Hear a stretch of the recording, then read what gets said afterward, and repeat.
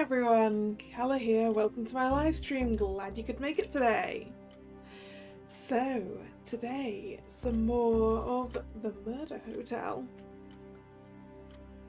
Last time, we were informed that we have to play Prosecutor in order to win this round.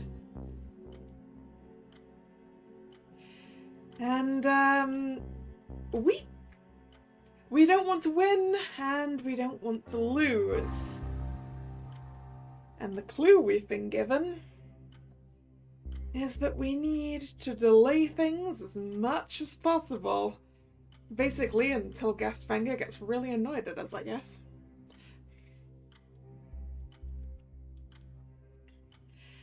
Hello, Drag. How are you doing? And let us go see Gastfanger. Because we have all the hints we can gather right now. So let's go to court. Are you prepared to face the trial? Yes, consequences proceed to the demon court. You might not be able to solve the case if you didn't collect enough scissor hints. Well, we have enough scissor hints. You failed this week's Precure detective case. I haven't watched this week yet. I did actually start watching it though, Drag. I forgot to tell you. So I am enjoying it.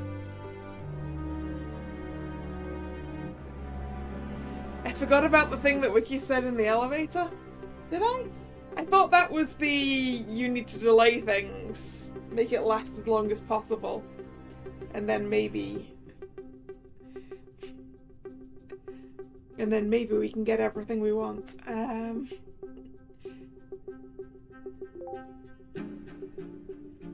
Let us proceed. Follow me, Ilmarinian.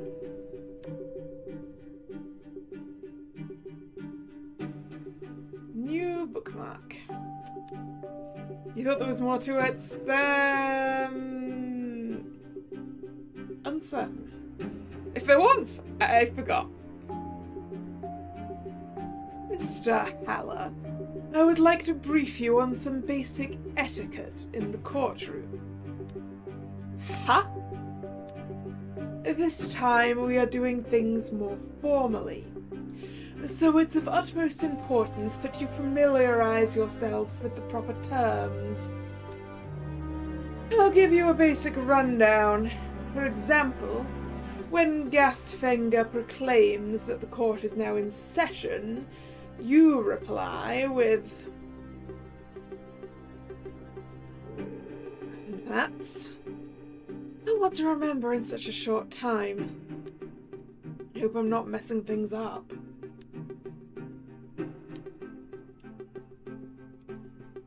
Looks like we can't actually talk. Ooh, hello! Card. Dream Diary entry number 18.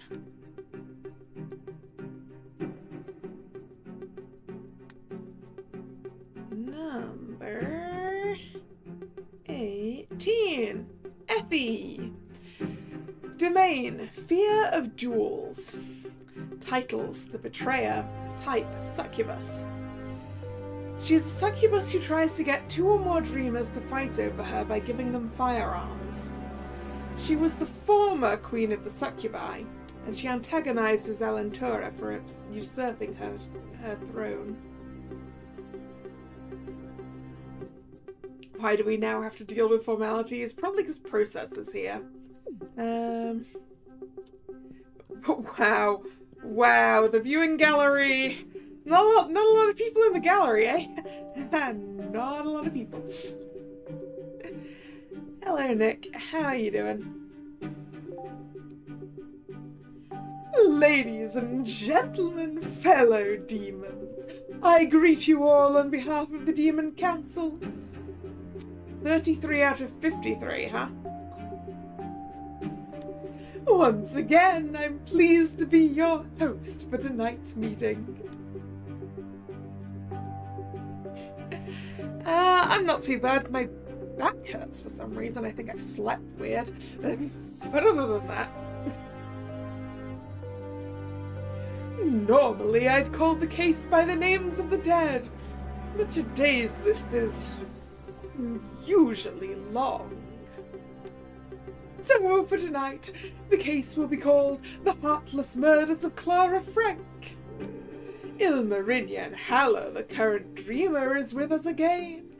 A round of applause, please. Tonight's opponent is another face you should be familiar with. An expert at twisting the truth until the last drop of guilt is seemingly gone. Gerard Perigord, once our strongest contender, will be Ilmarinian's rival.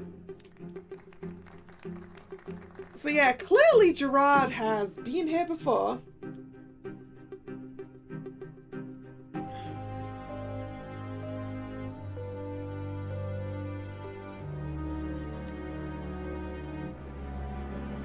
Looks like the audience has a clear favourite. To make things a little fairer, I'm going to increase the number of hearts from 5 to 7 for Mr. Haller. Remember, all bets are closed once the humans have made their opening statements.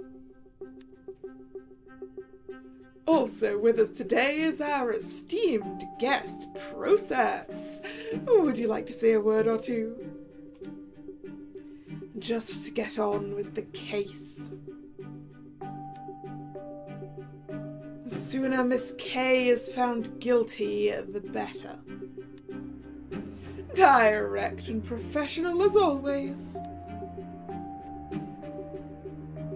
Before we start, I would like to clarify a few things. Compared to the last trial, this one will be a little more formal.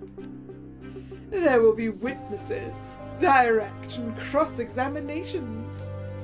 You can address me as Your Honor, or just Gastfanger, either is fine. Also, unlike the last trial, the outcome will have direct consequences. If the defendant is found guilty, she will be executed by process. Without further ado, let the trial begin.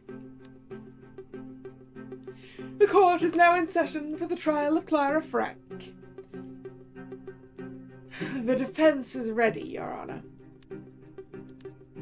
Prosecutor Haller? What's up? Oh, sorry. It's my first day. The prosecution is ready as well. Well then, we are here to decide if Clara is behind the murder of 6 people in my beloved Fafnir Hotel. Mr. Haller, your opening statement. What exactly should I say? Just list the 5 pillars of the case and explain why you believe Clara is guilty without going into detail. Okay, the alibis. Clara could have done it because she has no alibi. Oh, am I actually allowed to pick anything else? I guess not. Clara could have done it because she has no alibi.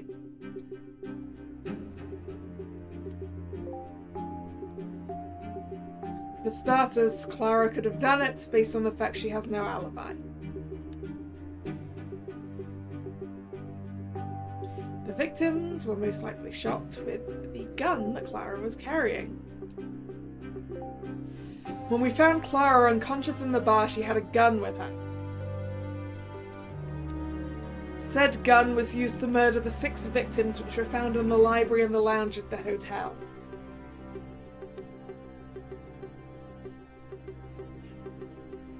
I feel like we've had at least one time in Phoenix Wright Drag where the prosecutor was not ready.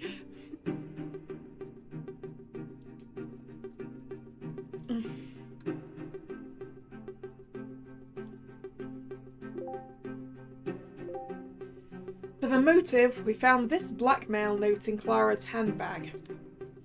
While the message is slightly cryptic, we concluded that Clara was blackmailed to murder these people.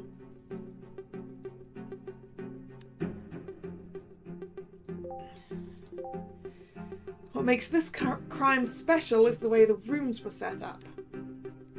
Both the library and the lounge had their keys swapped and left in the other room. In other words, only the master key could have been used to create this locked room. And again, we'd found the master key in Clara's possession.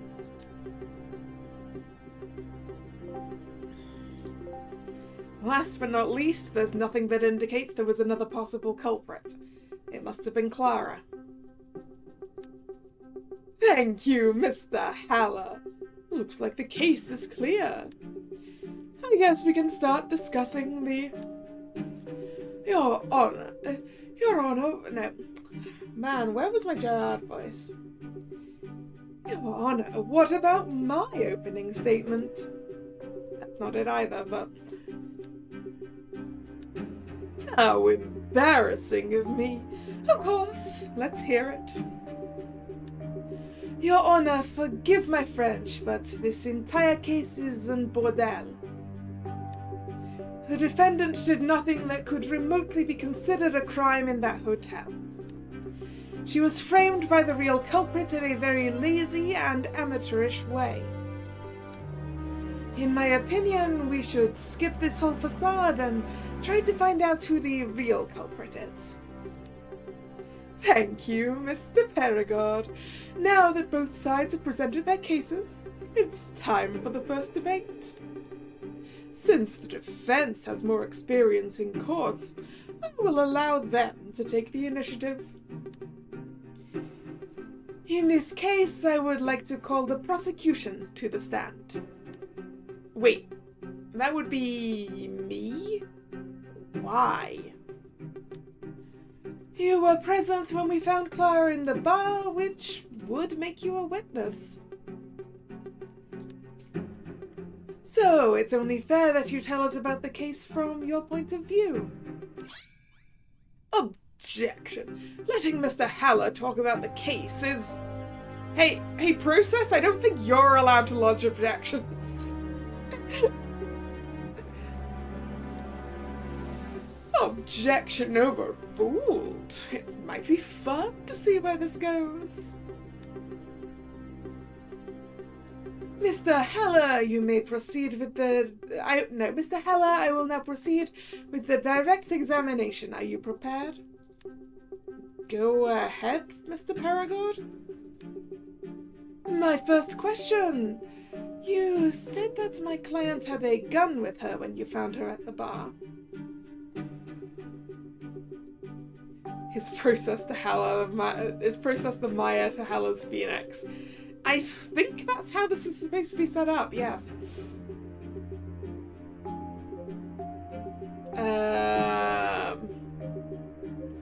The consequences appear to be blank. Well, I mean, she did have a gun with her. That is the truth.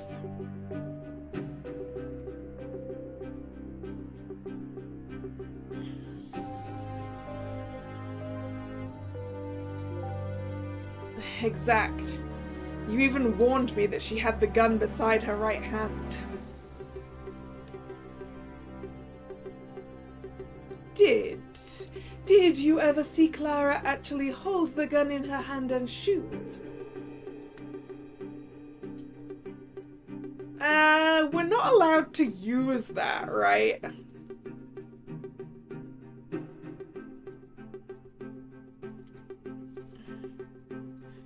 We were told we're not allowed to use what we saw in a dream.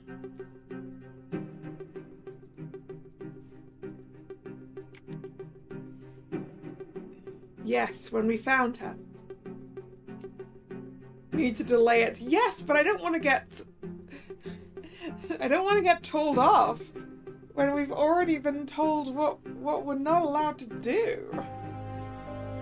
These are the rules. No, you are twisting the truth. So let me ask again, did you ever see Clara hold the gun in her hand? No, I didn't. There you have it. That concludes my direct examination for now. Mr. Haller, you may now raise any objections. Even if we didn't see Clara holding the gun, it's clear that she's the one who shot everyone. The accused never had the gun in her hand. It was only next to her as she lay unconscious on the ground. It is circumstantial evidence at best. Maybe she let go of the gun when she fell. That wouldn't be so spectacular. Now, can you prove the defendant had the gun in her hand before that? Mr. Haller, let us assume that she did hold the gun. What would that mean? That she's the murderer? No, it would mean that her fingerprints would be on the gun. That makes sense. To resolve this argument, I want to use a contraposition. If A means the defendant used the gun, then B follows with her fingerprints are on it. If there is no B, then A must also be false, compris? I mean, unless she wore gloves. I guess? So, did you find her fingerprints on the gun?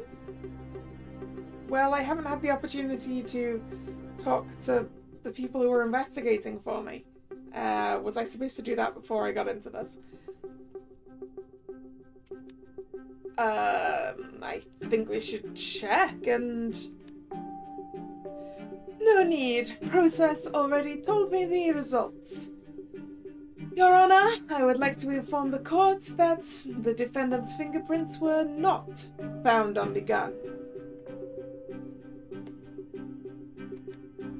And since the defendant's fingerprints were not found on the gun, the crime cannot be attributed to her.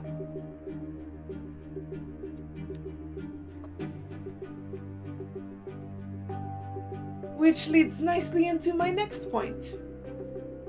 Why would the defendant use the gun at all? She had absolutely no reason to do so. The motive presented by the prosecution is nothing more than a desperately fabricated fairy tale.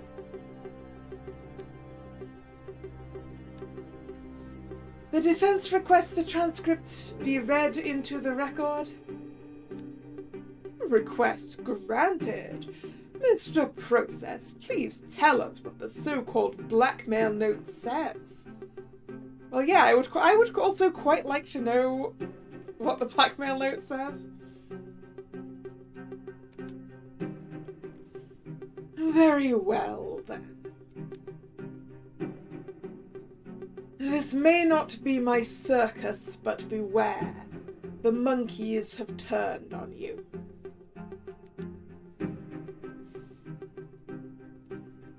If you ask me, this sounds more like something a person would write during a game of charades. This may not be my circus, but the monkeys have turned on you.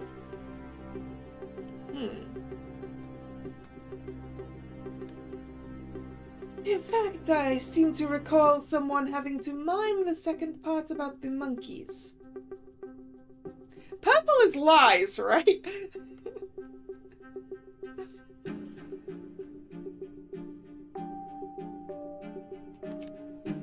That can't be true. I don't remember that. Well, your eyes and ears were constantly focused on Miss Anderson instead of the game. Can you recall the sentences that for each person in the charade session to prove this note was not part of the game? No. Because we weren't told all of them.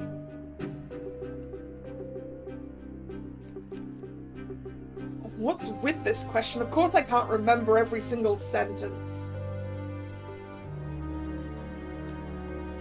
Very well. To formally refute your theory, let me announce that the defendant was with us today during the charade session, so it's not too strange that it somehow ended up in her handbag. But she wasn't even playing, right? Clara wasn't playing, right?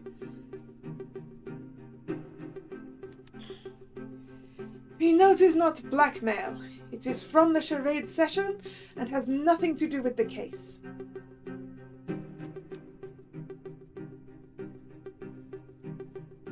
The defense has now pointed out 2 critical errors. I cannot return a verdict of guilty while these questions remain.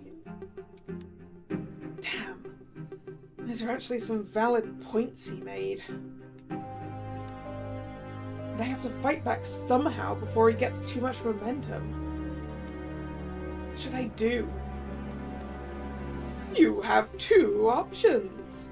Either you refute the points Gerard has raised with a rebuttal, or you can call a key witness to support your case.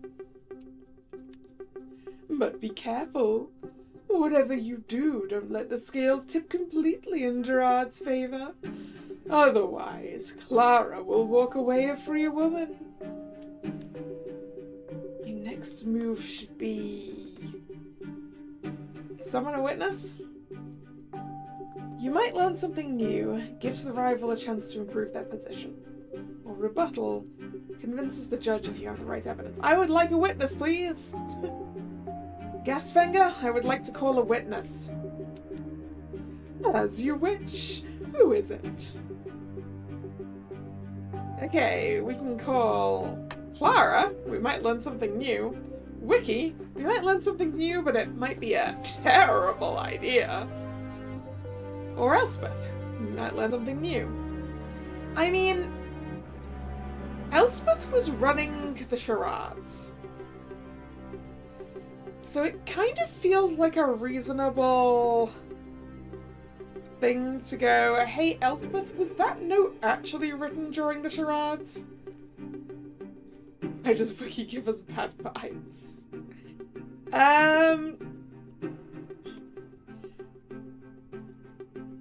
I think it's because Wiki wouldn't have the right information for this. Because she didn't examine the gun, and I mean, she was in charades. But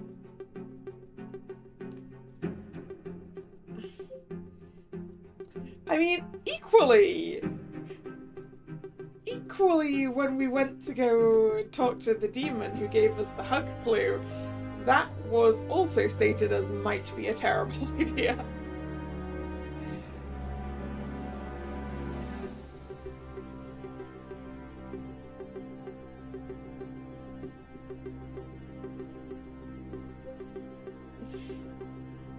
Let's have Elspeth. Let's have Elspeth. Elspeth was my first instinct.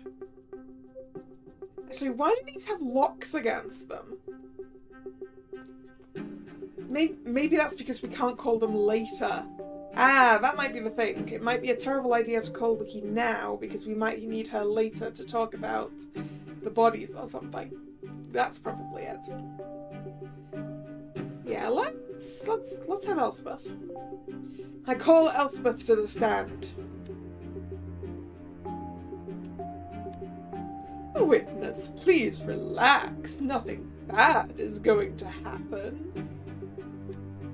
Just tell us your name and what you do for a living. Okay, I will try. My name is Elspeth Douglas. I work at the Hotel Fafnir as a bellhop. Boss, I have to admit, it's a little strange to see you as a judge in court. You'll get used to it. Elspeth, I'm sorry to bother you, but are you willing to testify about the murders? That depends. What exactly would you like to know?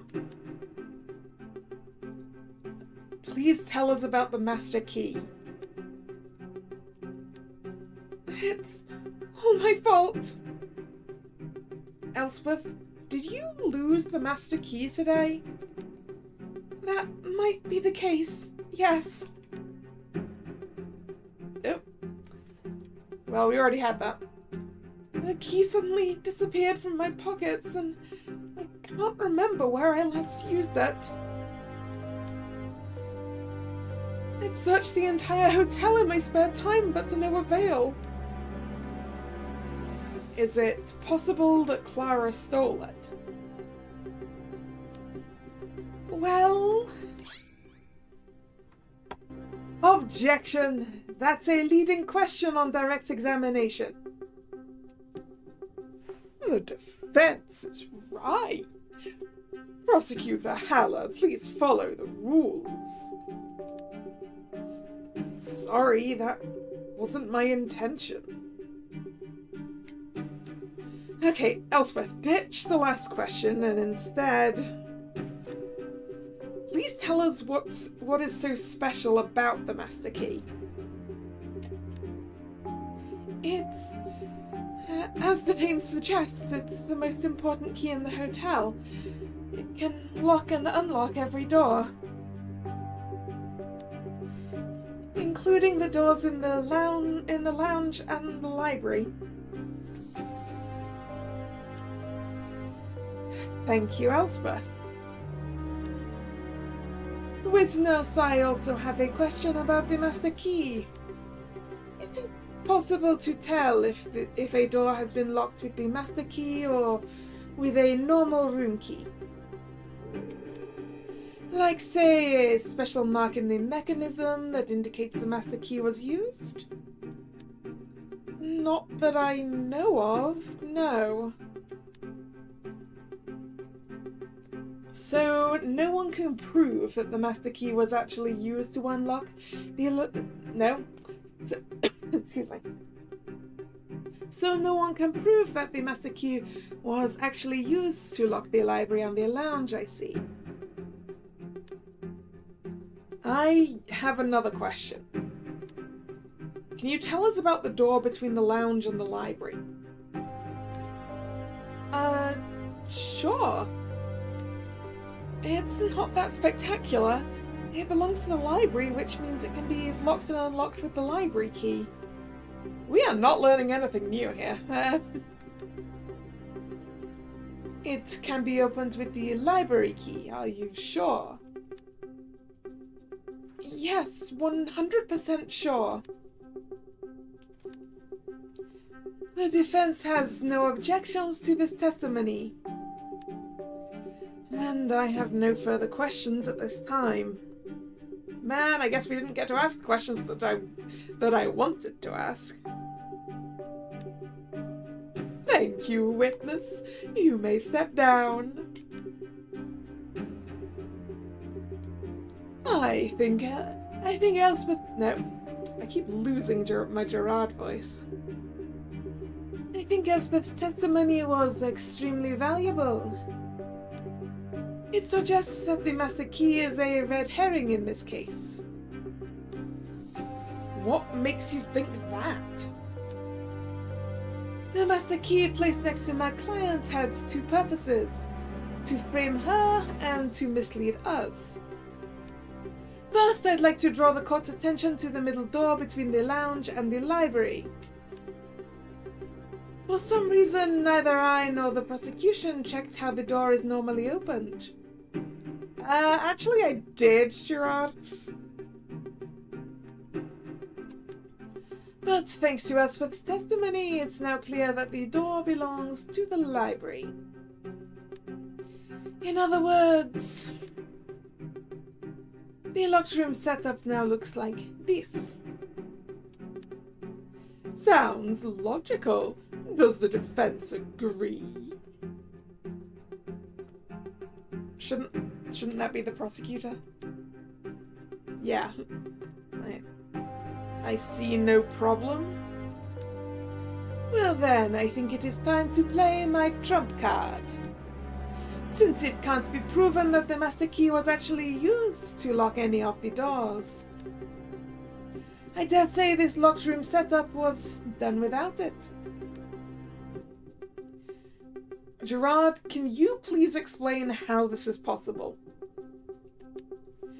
Quite simply, the locked room was set up by one of the 4 corpses in the library, using the lounge key last. I wish I could see all of my clues right now. Wait, what? The locked rooms could have... I'll give you an explanation. Which one of the 4 looks the most suspicious? Sorry, I'll give you an example. Which one of the 4 looks the most suspicious? I haven't gotten a clue. Oh no! No, I have 33 clues. I just can't look at them right now. Let's say Christina is the real killer. She killed everyone and then planted the master key next to my client. Then she used the library and lounge keys to set up this locked room from the inside.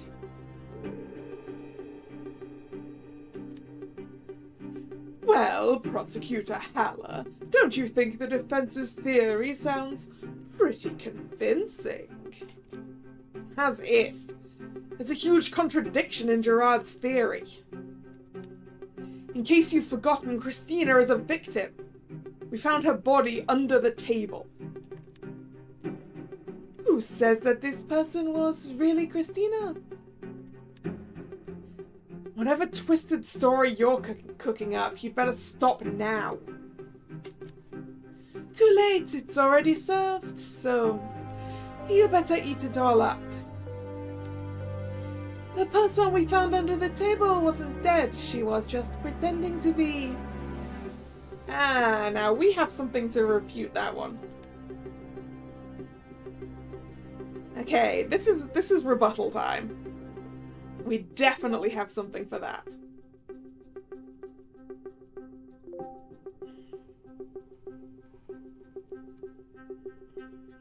Yeah, you confirmed yourself that the person under the table was dead, dude. Objection! It was you of all people who confirmed her death. Right, I completely forgot. Really, dude?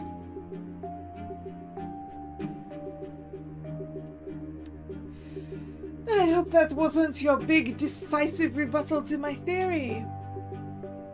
Huh? Because it does not matter if the body under the table was dead or not. Christina could have just shot herself in the library at the end, after planting the evidence next to my client.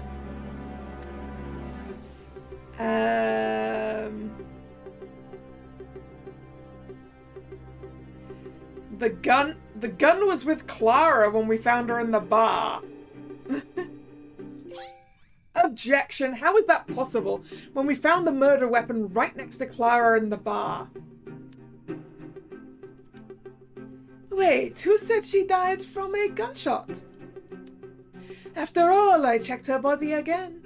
The wound looks like she could have stabbed herself with a knife. Christina had stab wounds but no gun wound.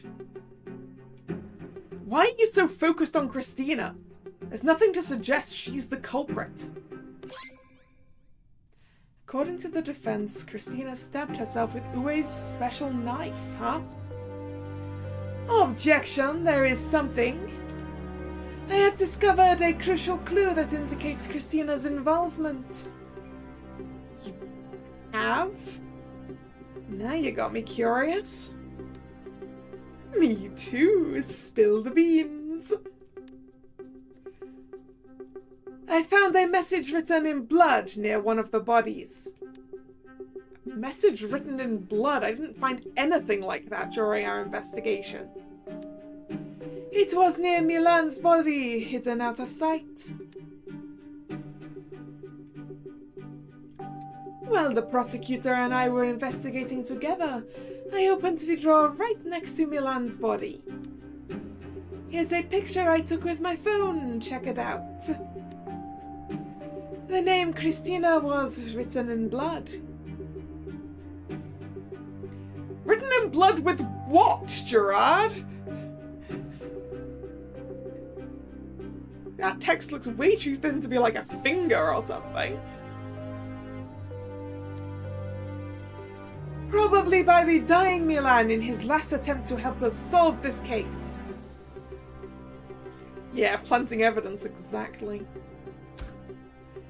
Really? You discovered that? Why didn't you tell me? It's important to keep a secret or two for cases like this. Damn it! Stupid message is gonna break my neck. Wait a minute. Who's to say you didn't write that note to fake evidence? You saw my hands when we handled the doors in the lounge. There was no blood on them.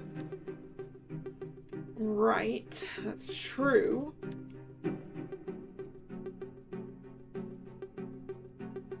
Okay, wait, can I? No, I cannot access any of my stuff right now. Boo. Summon a witness or issue a rebuttal. I think I need a witness. I need someone who looks at the bodies. Yes, Wenger, I'd like to call a witness. As you wish. Who is it? Okay, yeah, so we can only call each of them once, right? Wiki still says might be a terrible idea. Yeah, we're gonna call her anyway. Let's go. I would like to call Wiki Hagen to the stand.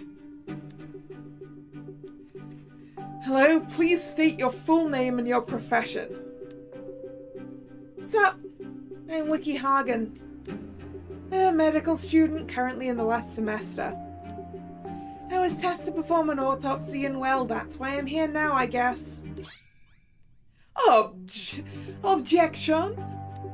I don't doubt that the witness knows more than everyone else in this court about dead bodies. But she's just a medical student, so I highly doubt if her testimony is going to be correct enough. Too bad, sucker. Pathology was one of the subjects which I aced, even better than toxicology. Objection overruled. The court recognizes the witness as being a valid expert who is capable of making detailed autopsy reports. A woman with many hidden skills. Wiki, please tell us what you've discovered during your autopsy. Sure. First, I want to talk about the victims in the lounge. Lupita and Milan. They both died from gunshot wounds. Both bullets entered the chest area from the front and wreaked havoc to their hearts. Milan is dead, Lupita is dead. Okay.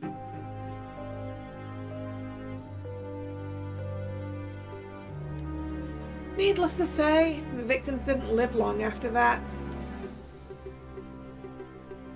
Thank you, witness. The defense may begin its cross-examination. With pleasure, Your Honor.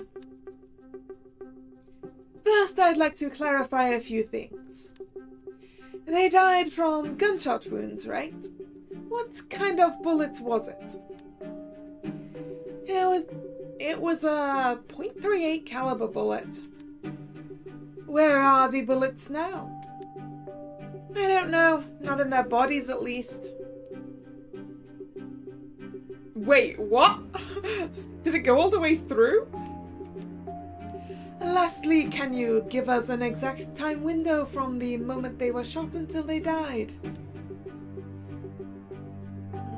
I would say Lupita lived for a bit longer compared to Milan, maybe like 1 minute or so. Lupita did not die instantly. Alright. That's all the information I needed to go into attack mode. Witness, I want to remind everyone what you said about the bullet. You said the bullets were .38 caliber, right? Yes. Are you absolutely sure it was a .38 caliber? You can take it for a good fish. I'm absolutely sure. How do you know if you don't have the bullets, though? How does that work? Like, I don't really understand gun forensics. But, like, can you tell what sort of bullet it was from the wound it left, I guess? Yeah, I guess it's the size of the hole.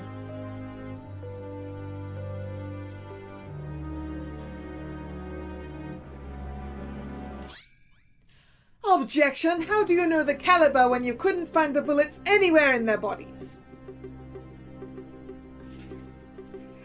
Gerard, proving that I make a better defense lawyer than a prosecutor.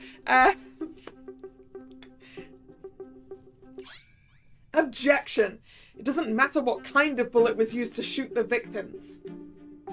It does matter. If Wiki didn't find the bullets, but can still tell the exact type of bullet that was used, then it must mean that Wiki Hagen was the one who shot them. Gerard has pointed out a crucial flaw in your testimony. Witness, why are you so sure what caliber of bullet was used to shoot Milan and Lupita? Well,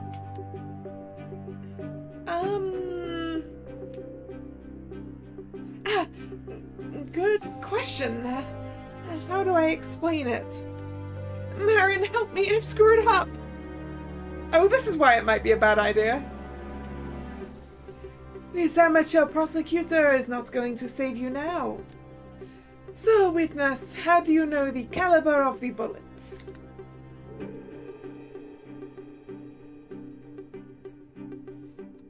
Because, yeah, a .38 bullet covered in blood was found under the rug in the bar.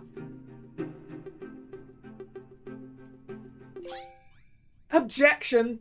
Gerard, do you remember the bullet we found under the carpet in the bar? Wiki knows because I showed her the bullet. Ah, lies. Oh yeah, right. You showed it to me. I see. It makes sense, I guess. Well, that's all I have to tell you. I'd like to move on to the other victims. I'll continue with Uwe and Ismail. Poor Uwe was shot in the heart from the front, and Ismail was attacked from behind. Uwe was granted a quick death, while Ismail probably suffered for a while before succumbing to his wounds. That's all I have to say about them. Interesting, but I have a feeling there's more information to come. The defense may begin its cross-examination. Of course, Your Honor. Now let's see. Witness, you said that Ismail was attacked from behind. Can you clarify that? Sure. Attacked from behind means the attacker was behind him. And how did you determine that? I base this theory on the size of the wound, which is larger on Ismail's back than on his front. I'm absolutely certain that the culprit was behind him when he murdered Ismail. Ismail was murdered from behind. Well, in that case, I'll believe you. I see no problem with the rest of your testimony. What about the prosecution? Are they satisfied with this testimony?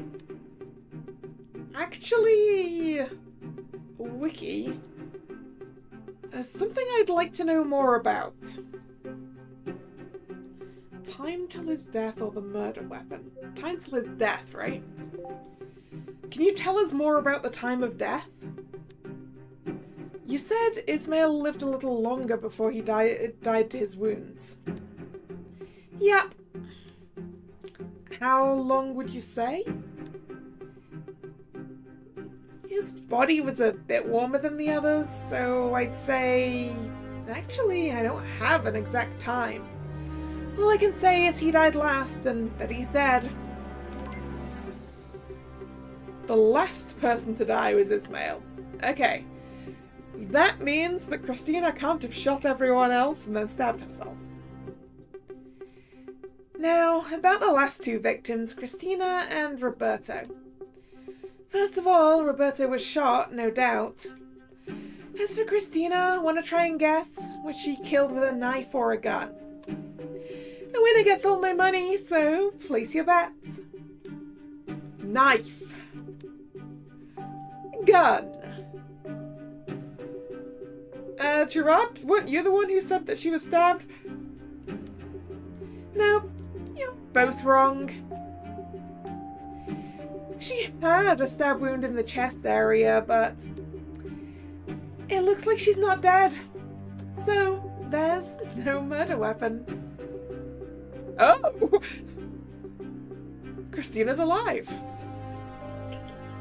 Color me surprised. Pardon me, did I hear that right? Wiki, what kind of madness are you talking about now? Please let me explain before you point the finger at me. When I lifted Christina's shirt to examine her body, I thought I saw her smirk in the corner of my eye. I thought it was just my imagination. But when I tried to remove her bra to check the wound, she suddenly moved her arms and gently pulled my hand away from her chest. I thought about telling you or Wilhelmine, but I decided to keep it a secret until now. Tana, you better be lying. Well, can you prove that I'm lying? Can you actually prove that Christina is dead?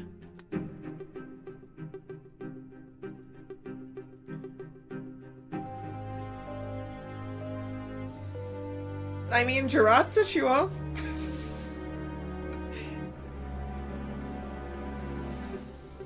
Gerard said she was. Objection! It was Gerard of all people who confirmed that the person under the table was dead.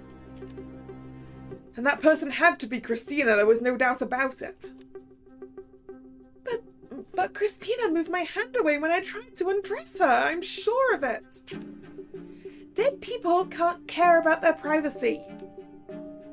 Wiki, maybe you just imagined it? I'm super sleep deprived and was stressed because of the time pressure. So it's not impossible. That's what I get for not using the greed tongue on her. Anyway, the court no longer considers the witness a credible source. Hey, I only testified as to what I saw. Witness, you may step down. Fine. Was Wiki just lying as usual? Or was it really true that Christina is still alive?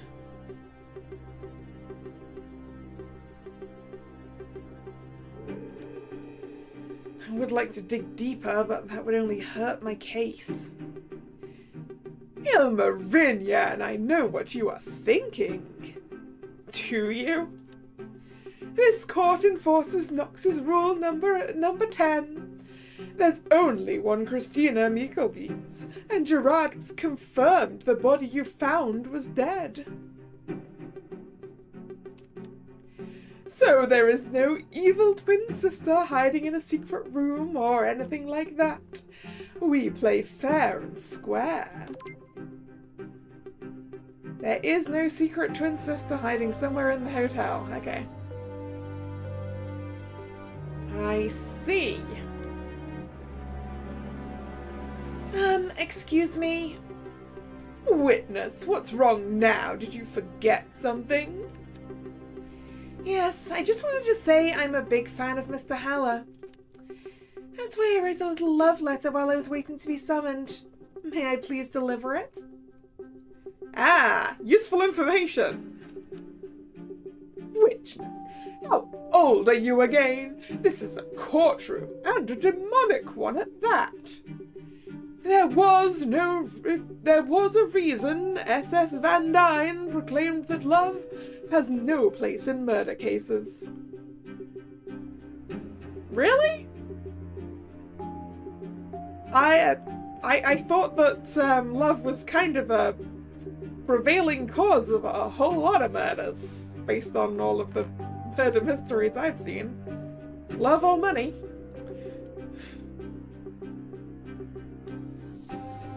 Please, Marin needs to see how much I admire his fighting spirit. Wiki, I appreciate it, but please stop. You're embarrassing both of us. Mr. Process, please help me. I'm the bird in your cage, remember? Hand me that letter. Thank you very much. Now please leave this place immediately. I'll be gone as fast as a longboat on the way to England. See ya. What was that all about? Process. Is this really a love letter, or is she trying to screw up the case as usual? It's safe for this trial, that's all I have to say. Here, take it, Mr. Haller. And let me whisper to you that she used the code word to signal me that it's very important. Oh. Thank you. Let's see. My blood is red.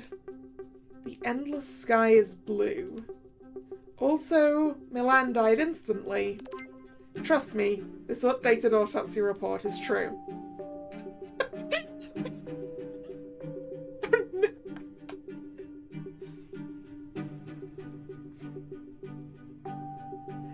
Such an appropriate thing for a stream the day after Valentine's Day. My blood is red, the endless sky is blue. Milan died instantly. Trust me, this updated autopsy report is true.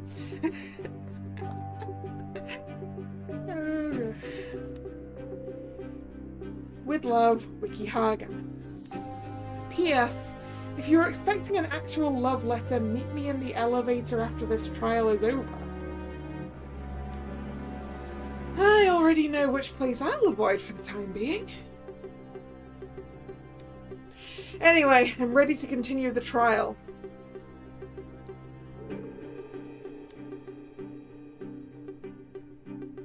I would like to rebuttal.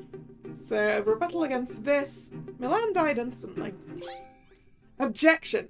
How could Milan have written Christina's name in blood? After all, he died instantly. Instantly, but Wiki didn't specify exactly how long it took for Milan to succumb to his wounds. She did specify it. In fact, I have the proof right in my hands. Here is an updated autopsy report in the form of a love letter. Clearly states that Milan died instantly. You can't be serious! Let me read this. You crooked prosecutors and your dirty or updated autopsy reports! No need to get angry, Mr. Perigord. Just accept that Milan couldn't have written that bloody message. I think I never had a case in my court where a bloody note was actually written by the victim. But it was well hidden. I could have easily missed it.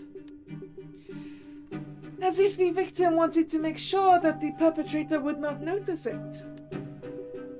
If it wasn't Milan, who else could have written it? Obviously, it was Clara. She tried to confuse us with a false clue. I doubt it very much. There's only one explanation. Someone other than Milan and my client must have written that name in blood. But who? everyone in the lounge and the library is confirmed dead.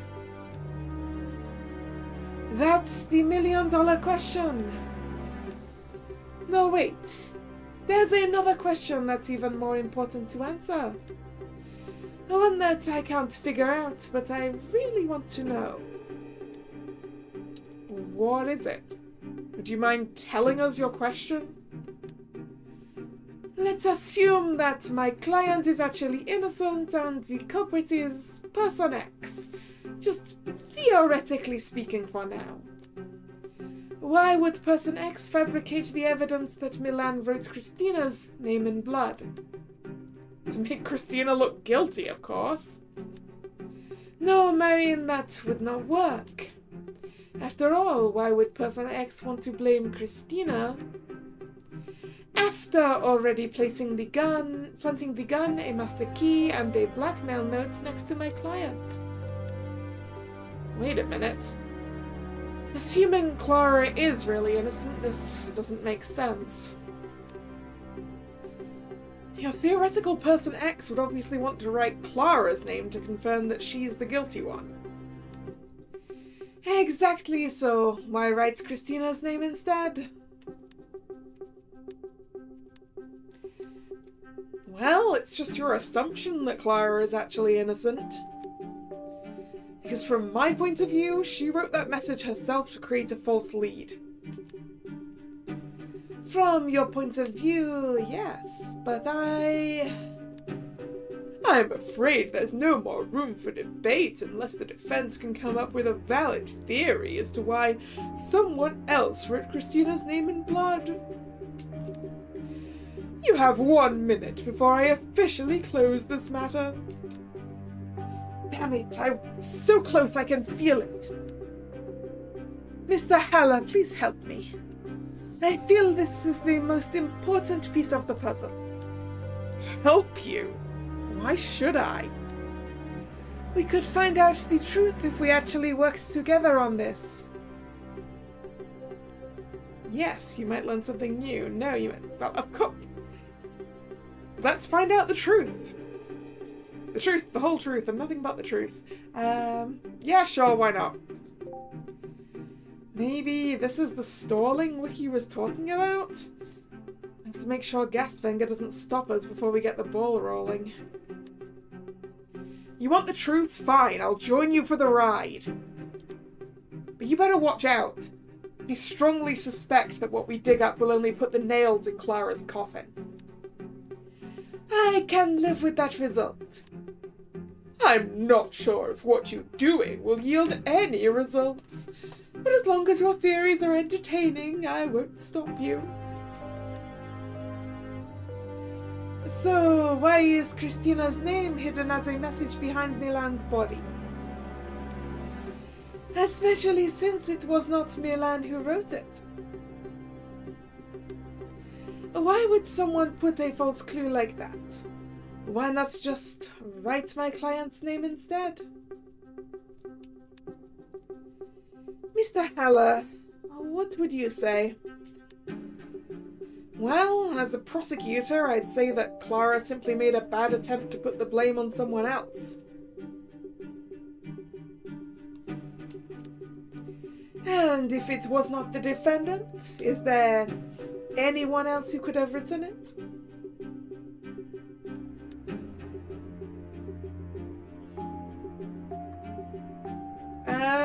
So I guess we give him a theory? Is that how we do this?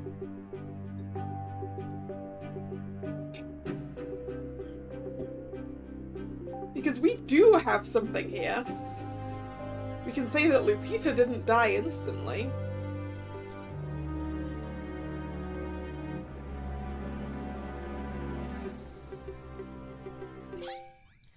Hold it! Lupita could have written this. She didn't die instantly, and we found her in the same room as Milan. Right, I'd completely forgotten about her. Let's say Miss Lupita wrote the bloody name. Can the defense explain why she did it? maybe she mistook Clara for Christina? Do you dare explain how that's possible? Well, she was drunk.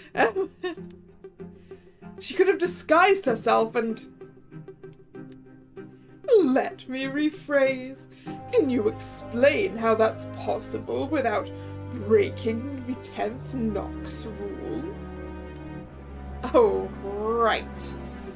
No disguises.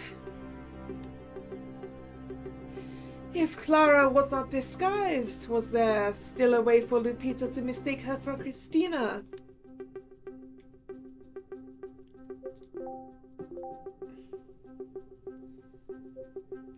The wine! She was drunk. Hold it! There might have been a way. There was spilled wine on her clothes and around her dead body. I think it's safe to assume that Lupita was a little drunk and simply mistook these two women. What? It's not that far-fetched. It's not a bad theory per se, but it creates a new problem. How do you explain that she was too drunk to recognize the culprit, but still mentally capable of faking a dying message? There had to be another way. How did it end up? Oh. Some of the bodies were moved.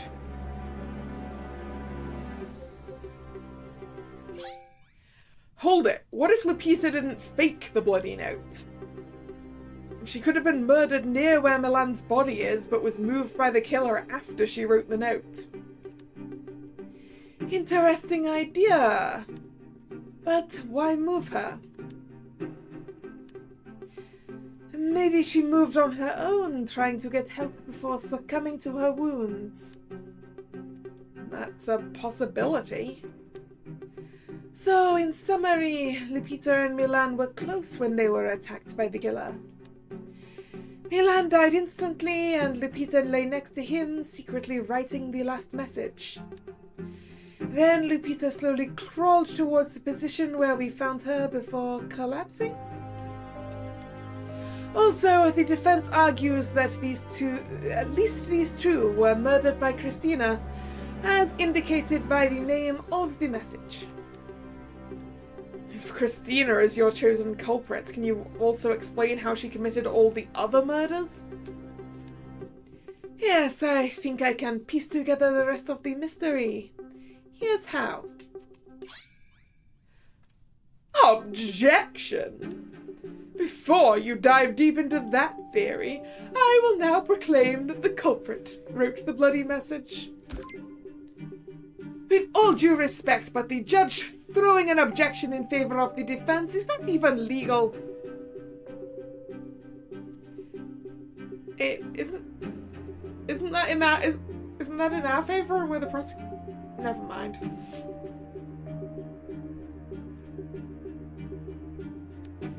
My court, my rules. Gastfinger, what was that? I'm afraid we may have gotten off on the wrong track.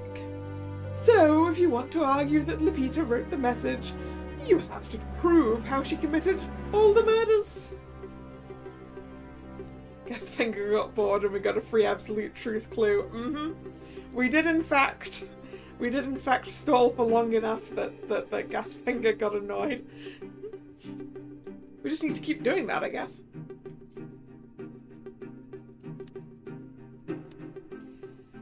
Fine, let me revise my theory. Lupita is the culprit and tried to frame Christina. But why would Lupita want to blame Christina of all people? That would be because Milan and Christina had an argument. Hold it, maybe this whole thing was about the fight Christina and Milan had during the charade session. Like, she wrote the name because everyone knew they were at each other's throats.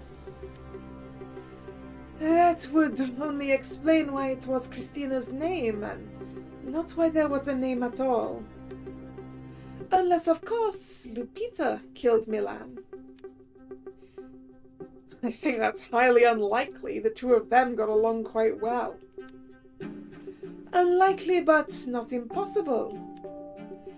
She could have simply pretended to be friendly with him to lower his guard. The defense is now arguing that Lupita murdered Milan and faked the bloody message. And how do you explain that she's dead now? Simple. There's more than one guilty party. Lupita is perpetrator A, and the person who killed Lupita is perpetrator B. We still have to find out about perpetrator B, but that would explain at least 2 of the 6 deaths. Objection! There was only one culprit, and the culprit is defined as the person who committed the murders. I protest! Can Your Honor please stop objecting to my theories? Only if you stop using Lupita as a suspect. This court is rigged. Did the defense just say something? I will withdraw on this issue since it appears I'm heavily outnumbered.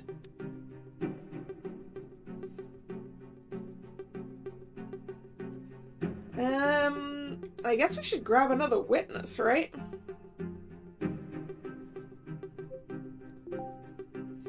Gastvanger, I'd like to call a witness. As you wish. Who is it? Let's call the defendant to the stand. I call the defendant, Miss Clara Frank, to the stand. Objection. She has nothing of value to contribute to this case since she was knocked out. Your Honor, do you really want the prosecution to waste our time like this? The defense made a valid point. If this interrogation doesn't bring anything new to the case, I'm afraid I'll have to give you a penalty. Prosecutor Haller, do you still wish to continue? Yeah? I'm not afraid. There must be at least one thing that will help the case, be it for or against her. Objection, there is no in her favor, so I'd like to exercise the defendant's right to remain silent. Objection overruled. The defendant will have to answer Mr. Haller's questions in my court. A silent witness is boring after all. Miss Frank, please take the stand. Will the defendant please state her full name and occupation?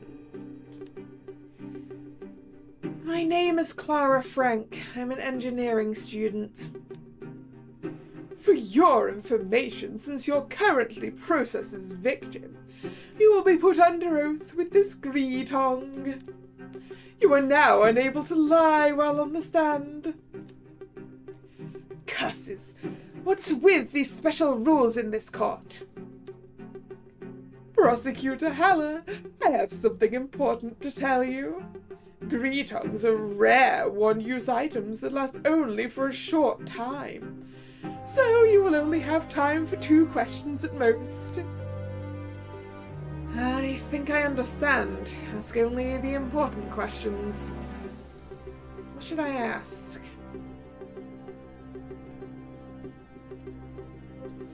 About the gun. About what you did before. About the blackmail note. I think we need something about the blackmail note, really. Please tell us about the blackmail note in your pocket. Again, I've never seen it before. I assume someone must have put it in my bag while I was knocked out. Probably the true culprit. I didn't even see what was written on it.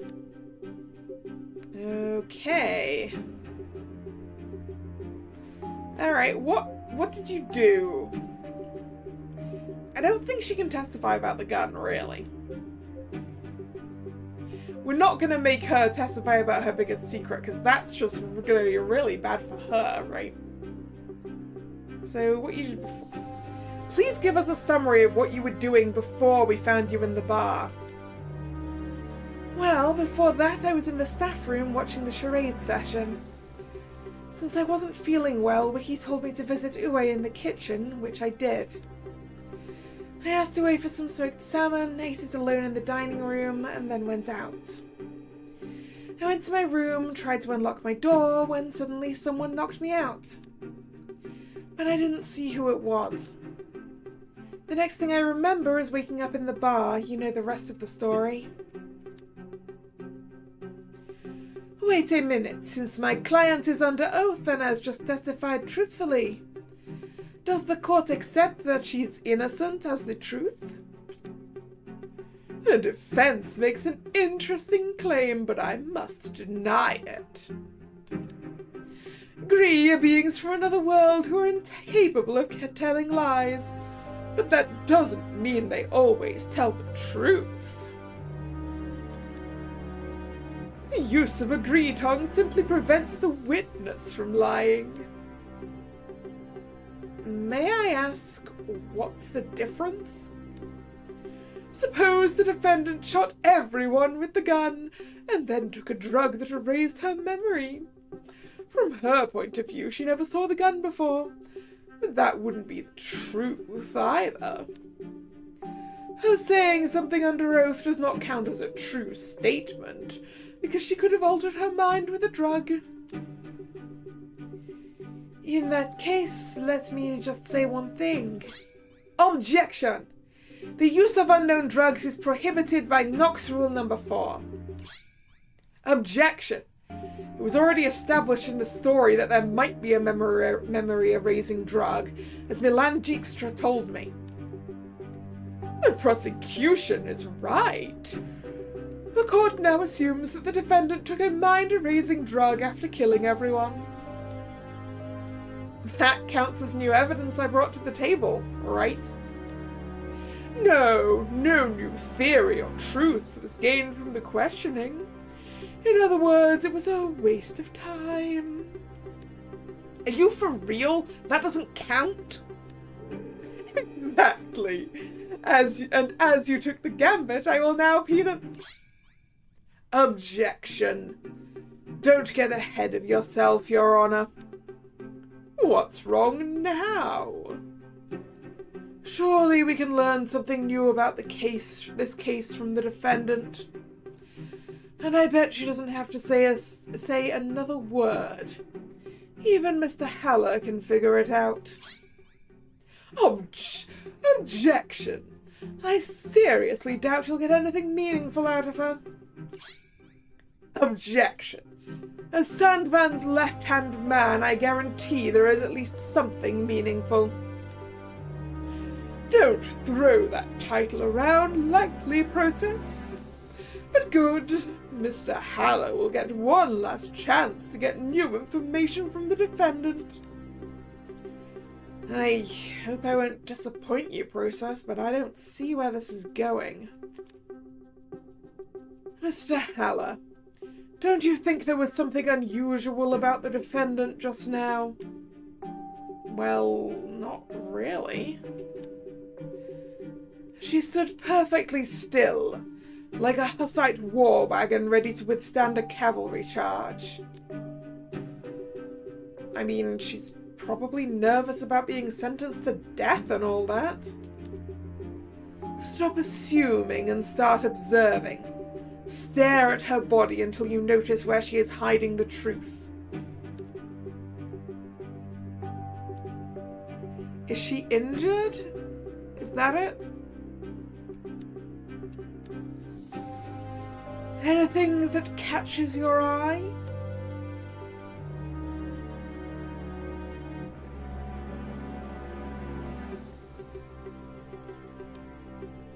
Well, one or two things, maybe.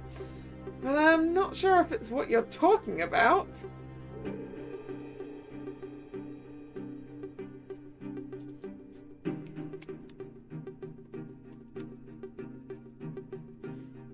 Two things, you say?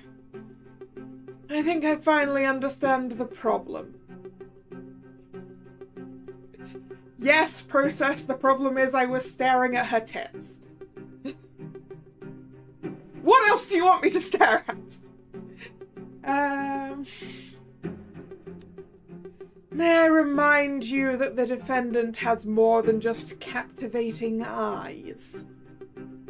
Yes, eyes. Definitely eyes. This is getting dumb. There, she finally moved. Ah, now I get it. Clara, you've been wearing gloves all day. Ah, yes, of course there are no fingerprints on the gun, because gloves. Well done, Sherlock. You've solved the riddle. And it only took you ages to figure it out.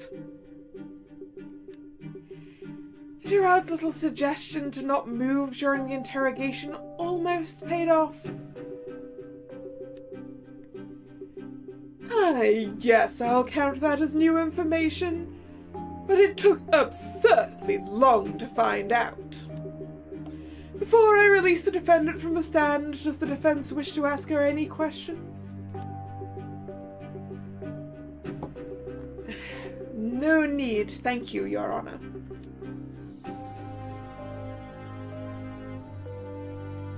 Okay, so I guess my next move is... Oh, I don't get to choose witnesses? What happened to my other investigator? Why am I not allowed to ask him for assistance? Alright. Clara wears gloves. Objection! It's pretty obvious why Clara's fingerprints weren't on the gun. Because she always wears gloves. In other words, Clara used the gun, and since she wears gloves, there were no fingerprints. Mr. Haller made a valid point. I'm afraid the defense's argument regarding the murder weapon is now moot. I am surprised it took you so long to figure out this simple trick. After all, there was absolutely no effort on my part other than telling my client not to move during questioning. But I have one more trick up my sleeve. Objection! Look at this. What's that thing? It looks like a piece of gold jewelry. It's my attorney's badge, one that I specially ordered from Japan. No, Gerard, you're doing the Phoenix Wright trick of look at my badge. So, can you see the relevance of it to the murder weapon? Why is it so tiny? I mean, the Phoenix's wasn't very big either. It went on his lapel, right?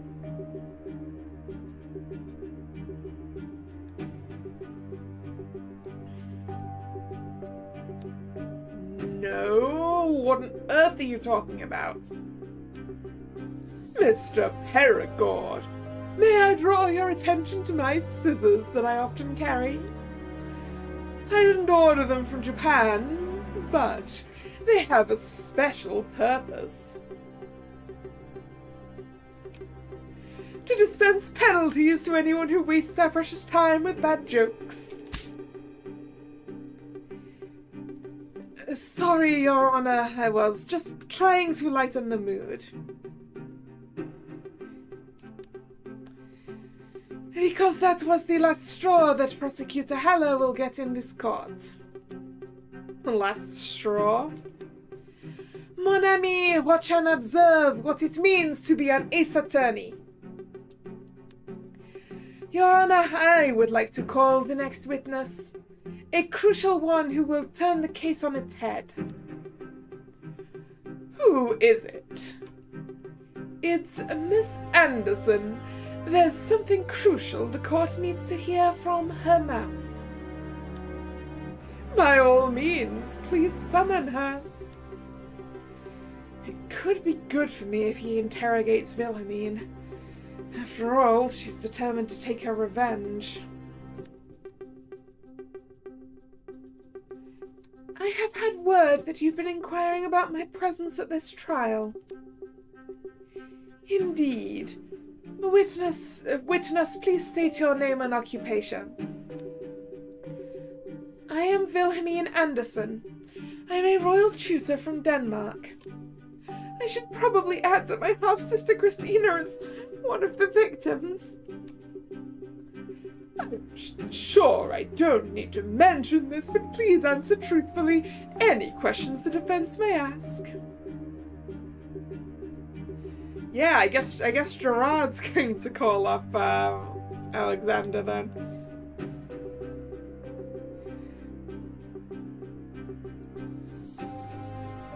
With pleasure, Your Honor.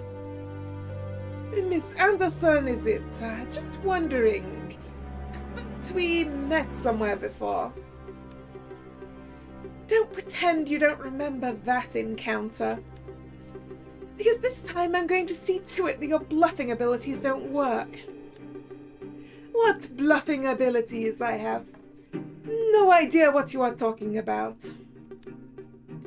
Don't play dumb. I've studied all your tricks after you humiliated me last time. Oh my, the witness has an open grudge against me. May I ask the court to declare the witness hostile to me? Ah, a hostile witness. I have only vague knowledge of what that means. It came up in a mystery series I was watching recently, I think.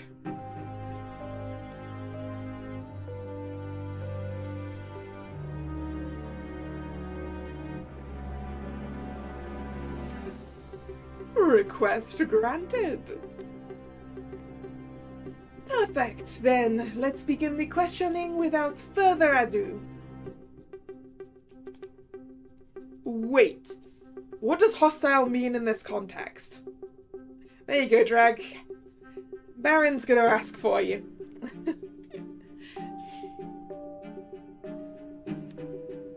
You'll find out soon enough. Your Honor, I would like to present the court with a connection between Miss Anderson and the murder. Pardon? What do I have to do with this bloodbath? Witness, is it true that you have a permit to carry a firearm? What are you... Witness, please answer my question. Yes or no? Yes, I acquired one a while ago. Could you please tell us why? Well, the main reason is self-defense. I had a traumatic experience that made me want to protect myself. It's better to be safe than sorry, especially in the circles I have to deal with because of my work.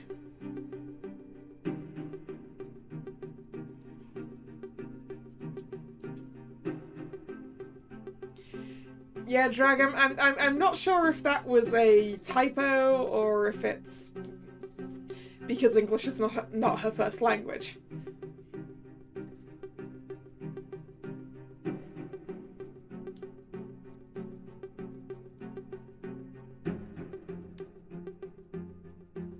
Are there any other reasons? No, not really. Weren't you planning on taking revenge on someone? I have no idea what you mean, and I don't think those kinds of questions are allowed in court. In that case, please allow me to present Exhibit A, the so-called murder weapon. Huh? Oh, witness, do you recognize it? Well, how should I say? A clear answer, please. Yes, this weapon is my gun. A Smith & Wesson .38 revolver.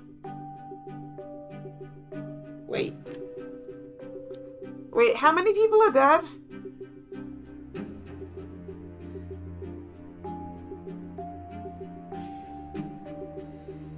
Milan and Lupita.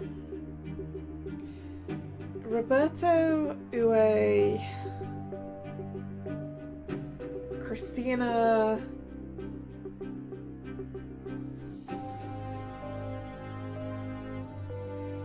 only 6 dead. I'm missing someone. No, Ismail. 7. 7 dead, but yes, one of them got stabbed, and that's because you couldn't possibly shoot all 6 of them with a Smith & Wesson revolver. Because that's going to have 6, I believe. I believe that is 6 bullets. Honestly, I don't know enough about guns. And my book on the subject is nowhere near here. So we're gonna consult with Google.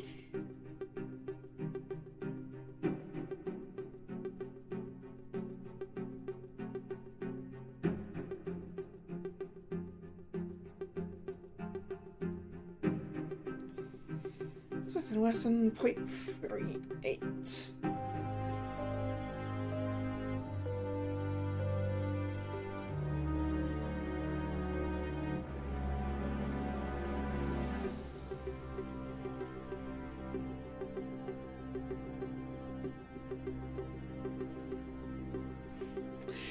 There is literally so much information at the top of Wikipedia about this, but like none of it is the really simple answer that I want.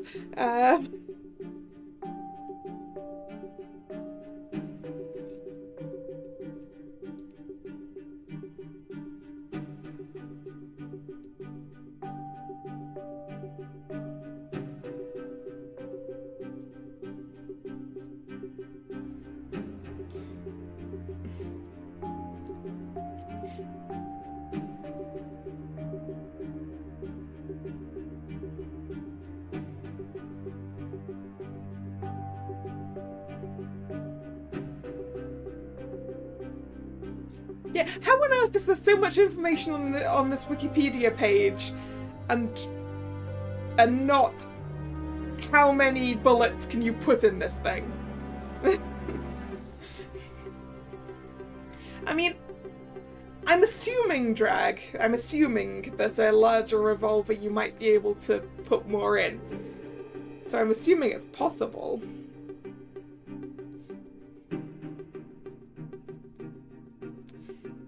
Maybe images will help me.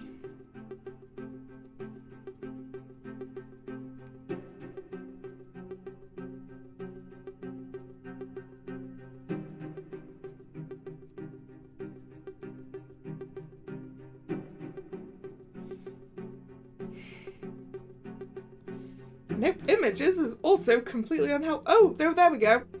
It looks like 5.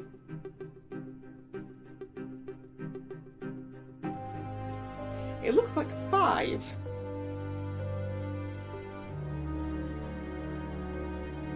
At least the one that I just saw. Not that I can confirm it's the correct gun, because I know basically nothing.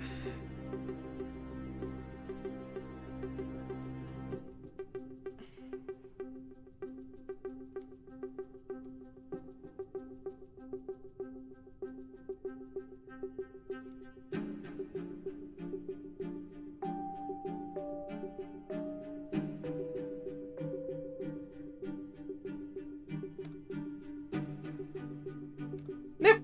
Oh, that's not gonna help me. Anyway.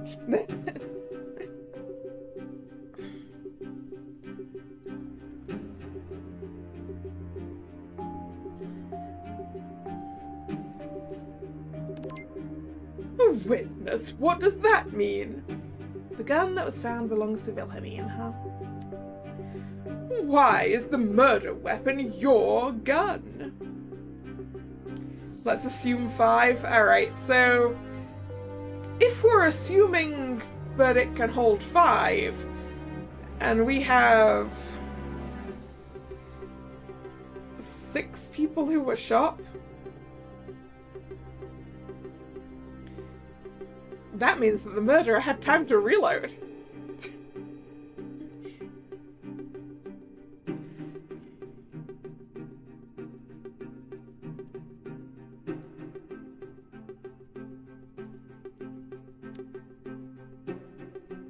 Apparently, the defendant broke into my room and stole my gun.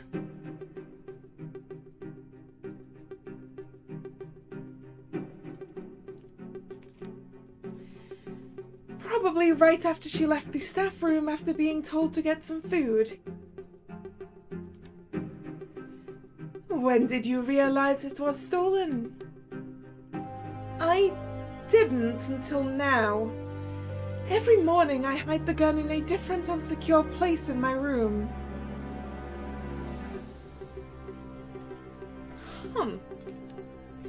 So I didn't bother to check between the time after the charade session and the start of the trial.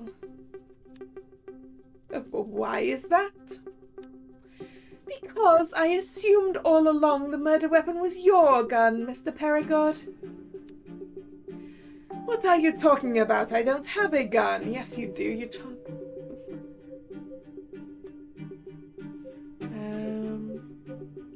Gerard has a gun, but it's a different model. Objection! I know for a fact that Gerard also carries a gun. What? Marion, wait. Don't do anything rash. Too late, mon ami. I've already figured out your trick. You're trying to put the blame on the poor witness when in reality it's crystal clear that you're the one who shot everyone. Wait, that doesn't help me either.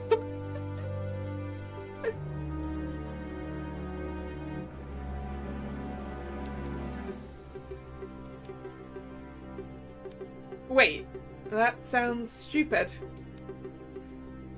Looks like you finally fell into one of my traps. The Nox rules didn't allow me to blame myself, so I could not use that trick to save my client. But now the prosecutor is putting the blame on me. I feel like confessing everything. You want to confess your crimes? Yes, Your Honor, I've been very naughty. I killed everyone. It was me all along. Please let me tell you how I've done it. Gerard, stop this madness. First, I hit Marinian on the head as he was leaving the staff room. He was unconscious for a while. Then I ran to the bar where I started my killing spree. I shot everyone in the bar just out of spite. I had a hatred for everyone and had enough. I stole the master key from Elspeth beforehand, I set up the locked room murders, and then planted the key next to the accused, whom I also knocked out. And not to forget, I put the so-called blackmail in the bag of the accused. Then I went back to the staff room and waited for Mr. Haller to wake up. Et voila! That's how it was done. Sounds pretty convincing to me. Well, Mr. Haller, it looks like you're in a lot of trouble now. Because if you can't disprove Gerard's confession, Clara will be declared not guilty. Damn it, Gerard, how could you? How could I not, is the better question.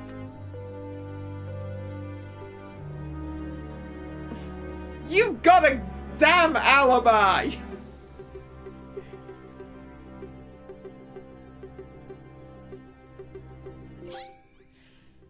Objection! How could you not, you ask? You have a solid alibi. That alibi was bought. I bribed Process not to say a word about my disappearance while he waited for you to wake up. Process? Is this true? I'm not allowed to comment on that.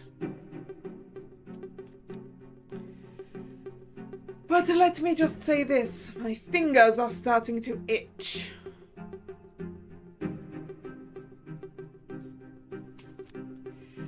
I wish I could kick Mr. Haller out of the driver's seat and have a showdown with you.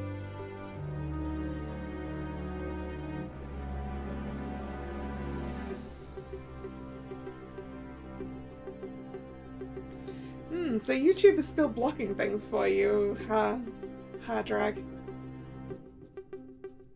That is interesting. Where is it?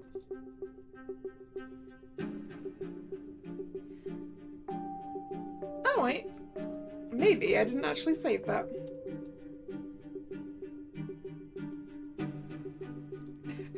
I thought I had you saved as an approved user so that it wouldn't throw things at my mods all the time.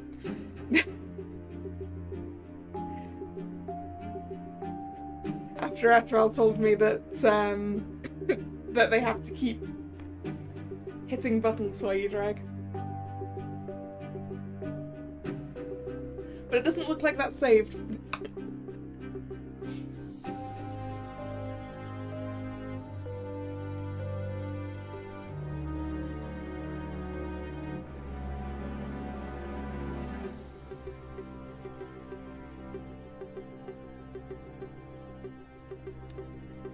Please do, I won't stop you.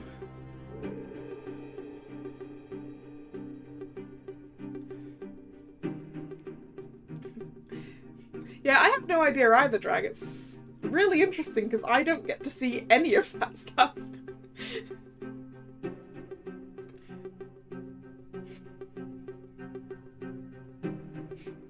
I don't know why I don't get to see any of that stuff.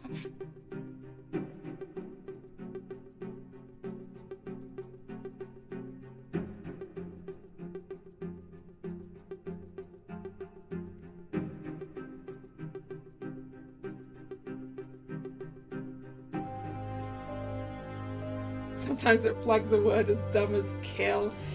I think the problem with that is that I imported a giant list of things at one point, and some of them are really stupid things to restrict, so I occasionally go through it and unrestrict some things. But I don't think kill should be on that list, actually. It is in fact not.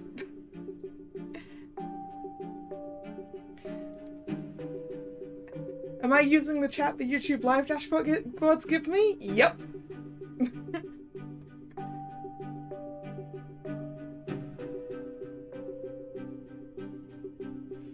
Yeah, I am. Anyway. Sorry, no switcheroo allowed. Also, saying that you bribed process does not count. An alibi in red means it's an alibi, it's the truth.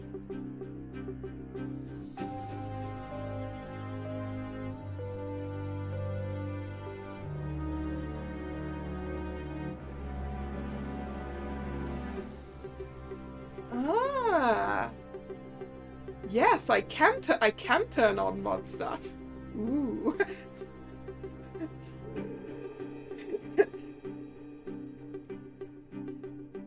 Although I don't know if that's just going to be telling me what Nick does. We'll find out.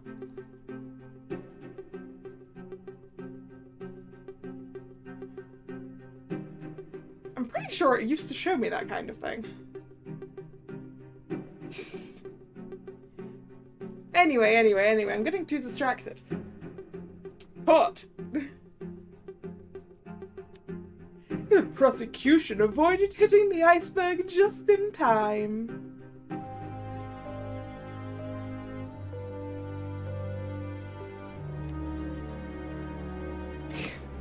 It was almost too easy to be true.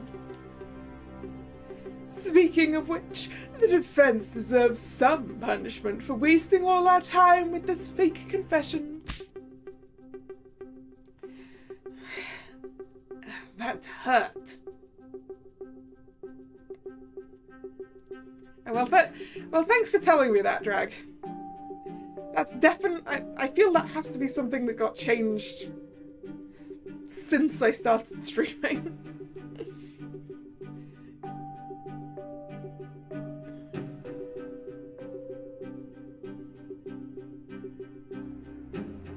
I'm pretty sure I used to be able to see that sort of stuff. I don't know. Don't try that again. Now, where were we? Can I please continue with my testimony now that this kindergarten has been resolved? Of course, witness. Anyway, I would like to formally establish that the gun we found near the defendant belongs to the witness, Miss Anderson.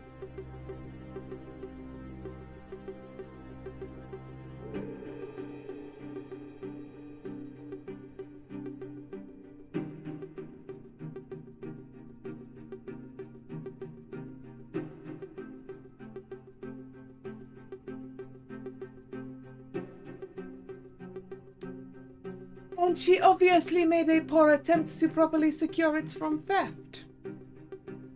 Yeah, you're supposed to... that there are certain things you're supposed to do legally with a gun, lady.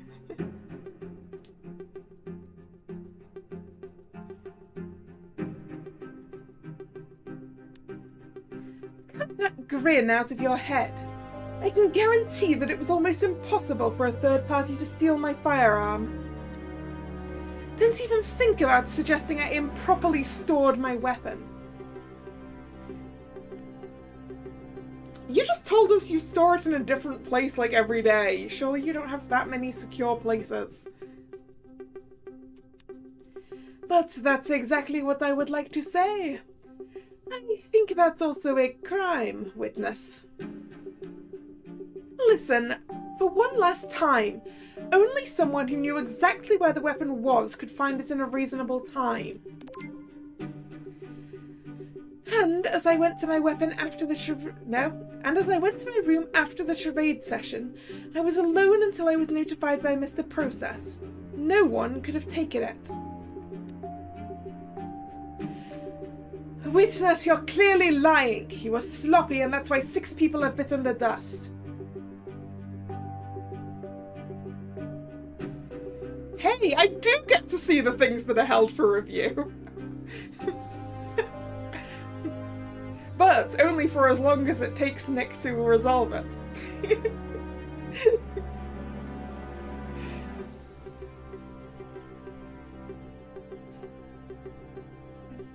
And after that, I don't get to see anything.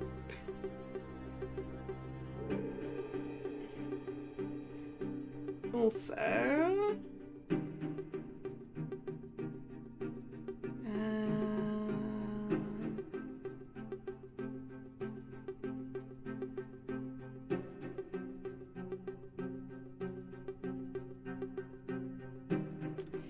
yeah, succubus must be something that YouTube is stopping on its own.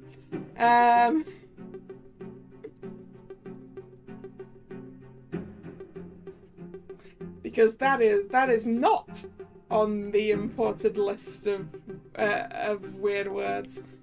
Although I did just find some things that really shouldn't be on there. Like that one can go away. That one can go away. That one.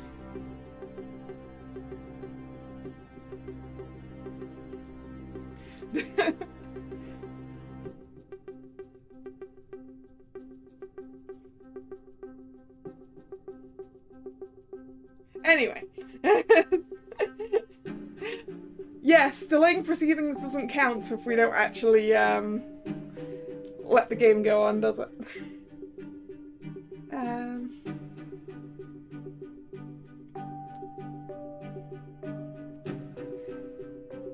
When did you last confirm the whereabouts of your gun?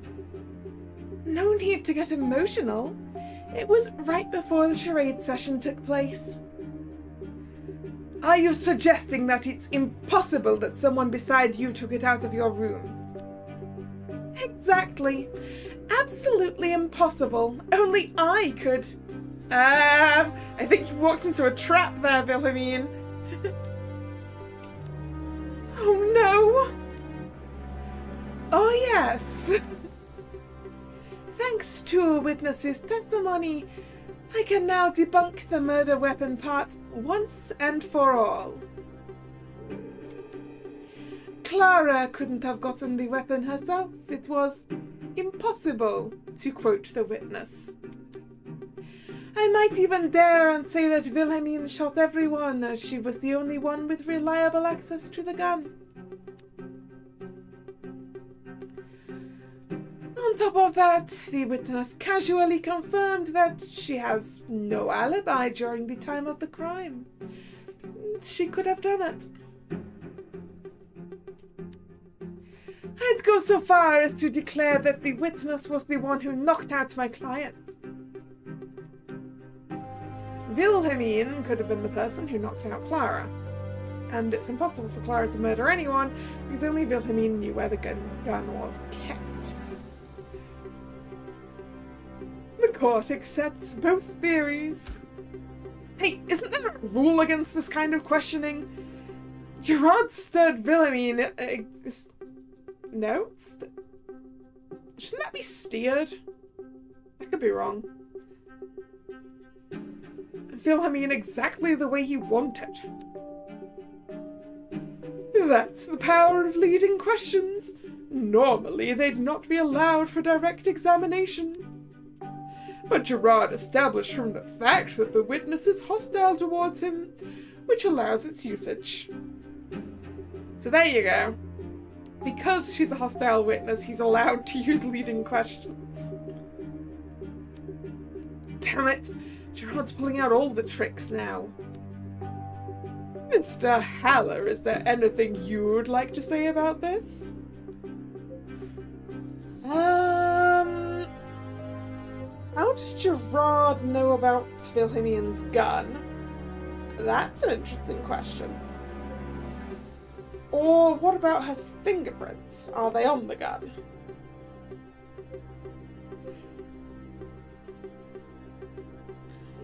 Yeah. How does Gerard know about Wilhelmine's gun? That doesn't really help us, I don't think. But yeah, what about Wilhelmine's fingerprints? Were they on the gun? If no fingerprints were found on the murder weapon, then shouldn't at least Wilhelmine's prints be on it when it's... Marion? Another case of the prosecution losing sight of what's important because of captivating eyes. Stop saying that. What's up with everyone wearing gloves these days? I have no further questions. I'm so sorry, Marion. I was determined to help you, and I just made everything worse for you. No, it's my fault for not noticing your gloves.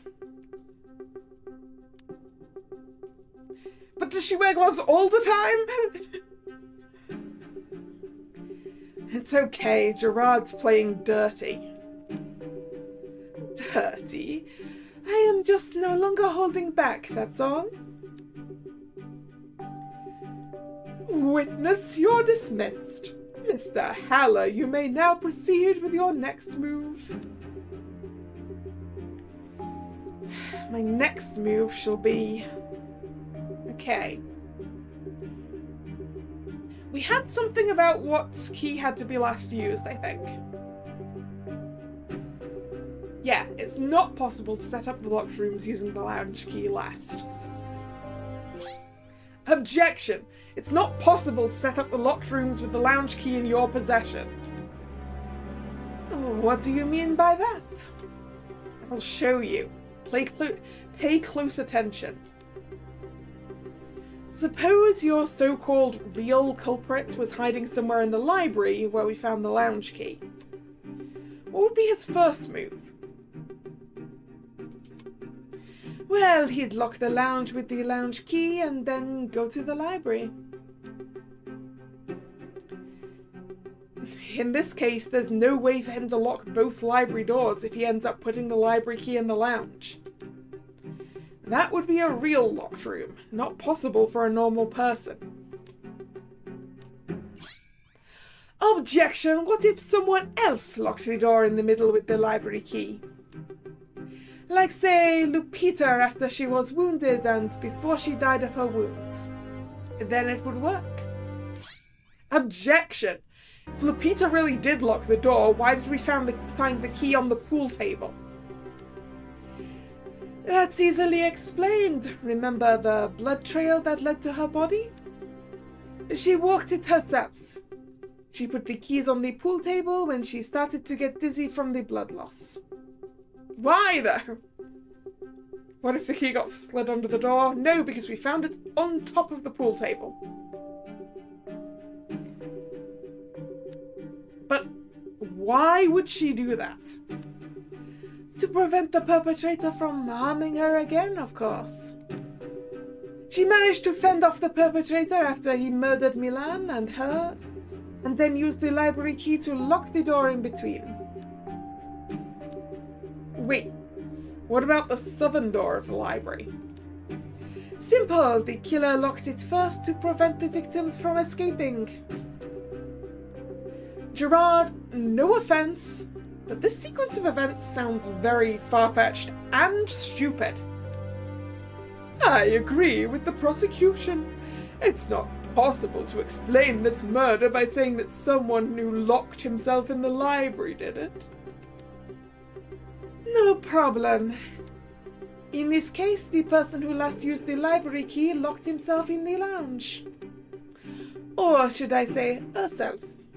After all, that person could only have been Lupita. Lupita set up the locked rooms using the library key to last lock the door in between. Then, at the end, she committed suicide of sorts.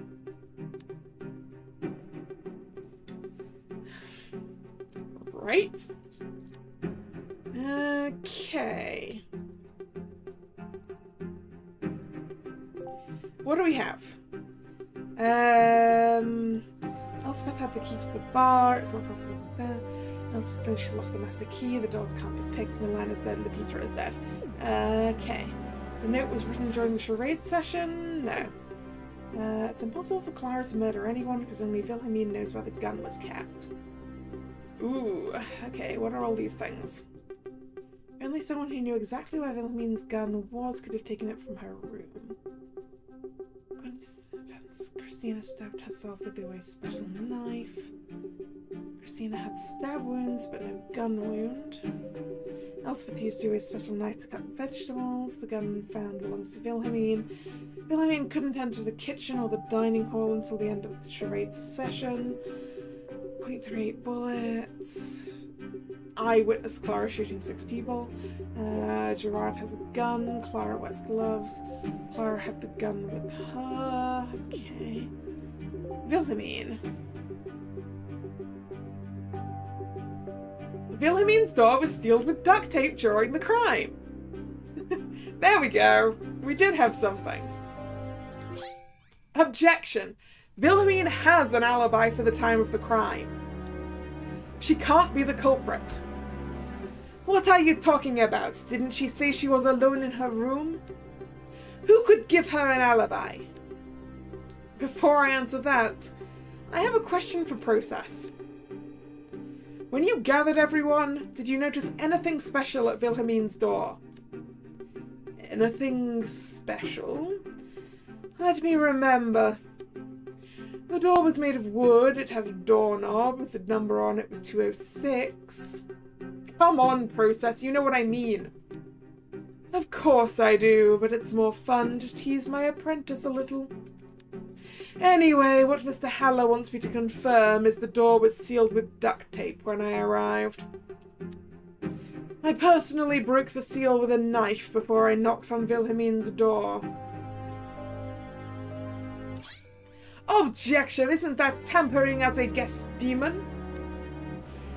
Don't be silly, Mr. Perigord. I only prevented chaos from spreading.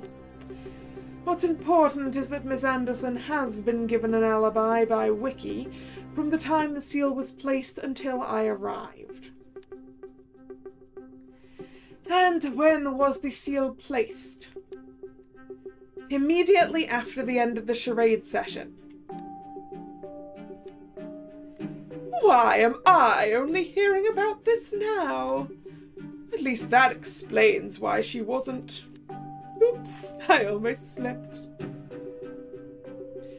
Was she supposed to also be a dead body, Gastvenger?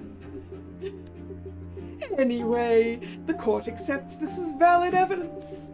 If it can't be proven that Ricky Hagen lied about the tape, there's no room for debate. And no, all my work reduced to ashes. I guess I have to thank her patron Loki that her random impulses actually led to something useful. My next move is it's actually getting quite dark here and I need light. So I'm gonna take a break and grab some water and turn the light on. I will be right back.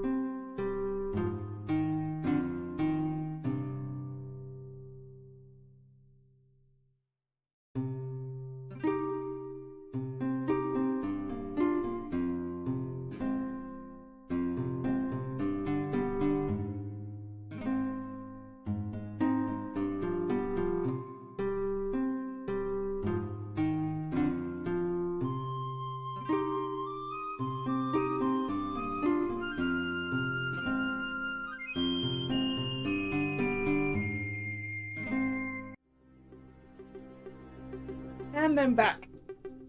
Oof. My back does not like me today, like, at all. Hence why that took a little longer than expected. Right. My next move. Okay, how... What do we have?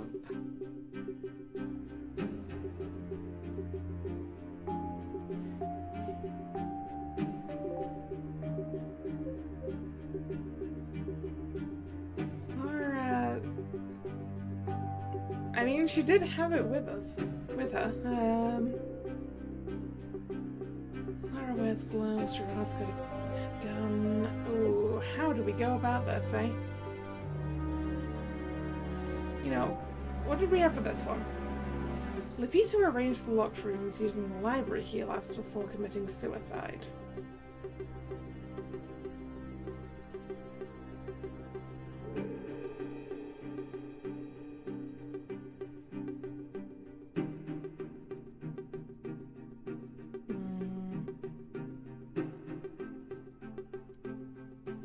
Do we have to use that last-ditch effort rule-breaking one? Maybe.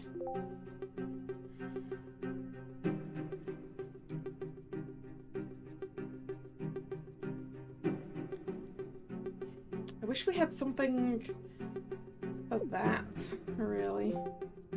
I mean, we do have things, it's just...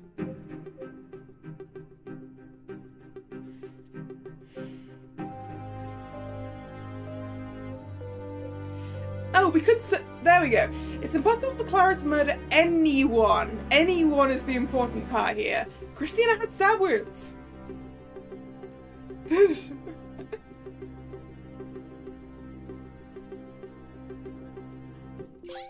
Objection. You claim that everyone was shot, but at least one person was stabbed with a knife. Your idea that it was impossible for Clara because she was unable to acquire a murder weapon is invalid. Before I say anything, I assume that reducing the defendant's charge from murdering 6 people to just 1 won't be enough, right? Either you prove she's completely innocent, or you failed in your job. I get it. I was never going to settle for less anyway. So all I have to do is prove my client didn't use a knife? It's not just any knife. The second murder weapon in question is Ue's special knife. I see.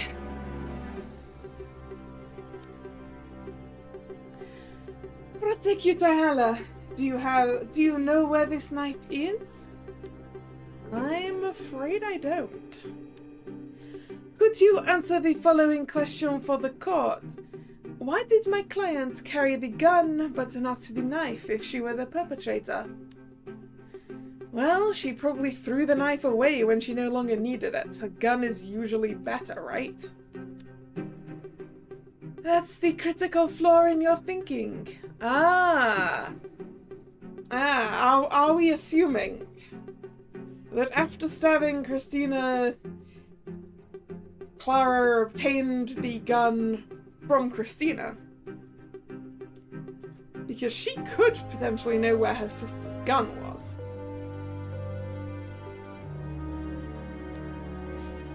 Remember, Miss Anderson testified it was impossible for someone who didn't know where her gun was to steal it. Ah, so like when Christina stormed off after the fight, she could have gone to get her sister's gun.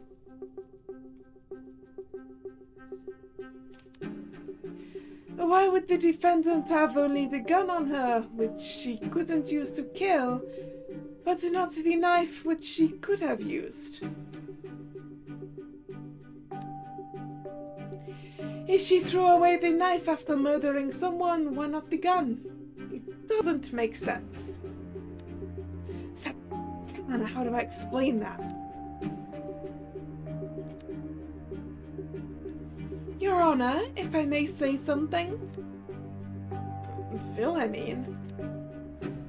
What's the matter now? It's not my intention to interrupt this conversation, but I would like to testify about something crucial to the current matter. I know the whereabouts of this knife. Wait, what? You do? Please tell the court where you saw it, but be brief. As you wish. While Marin was investigating, I glanced at the chair sitting in the library, and I noticed that the cushion felt strange. So I checked it when no one was looking at me. Here, I found this bloody knife under the cushion of said chair. I carefully picked it up by the end of the blade and put it away. And you have no idea what else was under the pillow. A single black and red hair. I wonder how those two things got there. Maybe the defendant was trying to hide the knife. Objection! Why didn't you tell us about your discovery sooner? Well, at first I wanted to tell you, but then I didn't feel that this knife was relevant to the case. It's a knife covered in blood, it's always relevant! After all, you were trying so hard to convince everyone that my gun was the only murder weapon. So it felt right not to give the court any unnecessary details at that point. But you just said there was blood on it. How is that not relevant to the case? Well, the blood could have been on it by accident, but who am I to judge? Objection! Who's to say you didn't just blatantly lie about finding the knife? Objection! The witness has no reason to lie because she has been proven to have an alibi for the time of the crime. I have an alibi? Yes, you do. Wiki put tape on your door, which proves you didn't leave the room. Really? Peculiar. Thank you, witness. Please submit the evidence, and then you will be allowed to leave the witness stand. With pleasure. Revenge really does taste sweet sometimes. Don't you think so, Marin? I didn't know you could be such a fiend. There's still a lot of things you'll have to learn about me when this trial is over. Objection! The defense is now claiming that the witness stole the knife from the kitchen before the charade session. Because I remember seeing Miss Anderson go into the dining room around noon. That's not gonna work, dude. She probably pulled that single hair out of my defendant's head during the charade session when they were talking. That's a definite claim. Does the prosecution have anything to say about this? Hello, Hunter. How are you doing? I am doing fine, aside from the fact that my back hurts for some reason.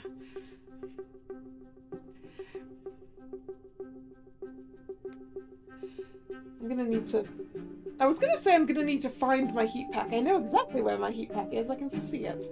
Gonna need to use it later.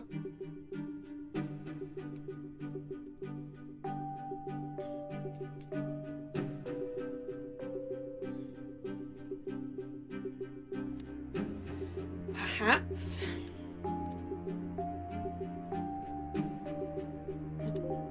Right, Wilhelmine couldn't enter the kitchen or the dining hall until the end of the charade session. Objection! That's not possible. Wilhelmine couldn't have entered the kitchen that day because she was afraid of a hideous beast that was prowling around the dining hall. Prowling around the dining room. Okay, if Wilhelmine was unable to, then what if someone else took it? Maybe her sister Christina? Well, Gerard, that could be theoretically possible.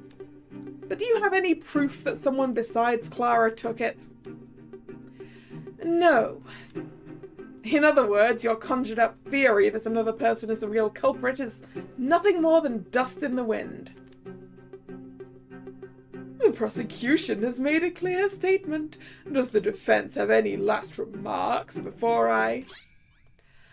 Objection! The defense still believes that another person was involved in taking Uwe's knife to commit murder. There's no need to drag this out, Gerard. Just let it go and move on. You have no idea how many times I heard that sentence in court. Anyway, the defense is ready to present evidence.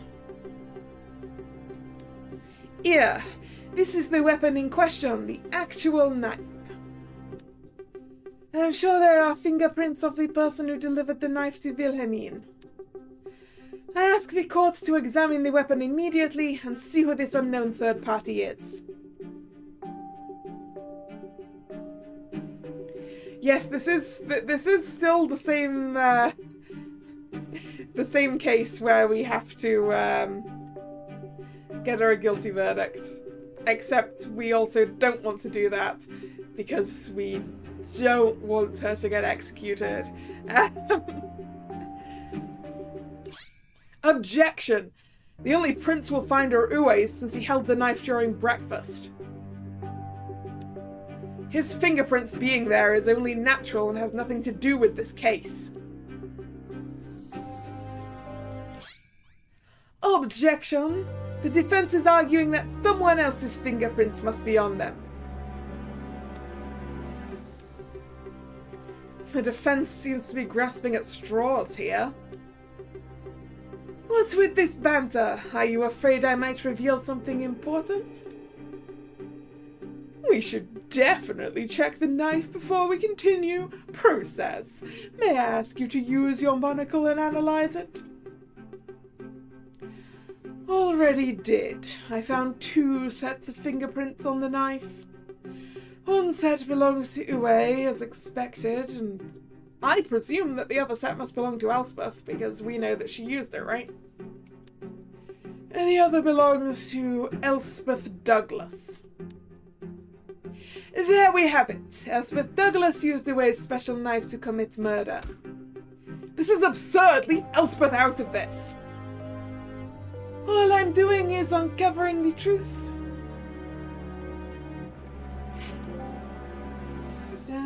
Elspeth used the knife to cut some vegetables. Objection! There's a perfectly normal explanation for how Elspeth's fingerprints ended up on the knife. She was allowed to use it to cut some vegetables while helping Uwe prepare dinner. That's all well and good, but it does not change the fact that the knife was used to murder. Elspeth cut the vegetables first, and then afterwards some humans. Damn it! I don't think I have any way of disproving this. What am I supposed to do? Why are you sweating over such a non-issue? Well, as long as Elspeth's fingerprints are on the knife, I can't deny Gerard's theory. I see. I will just say this.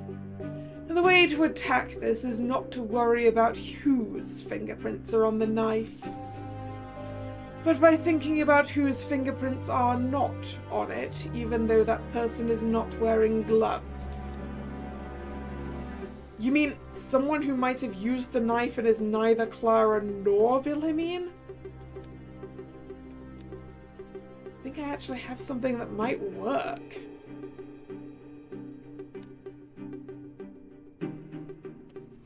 Do I? Where's gloves? Gerard has a gun. Eyewitness.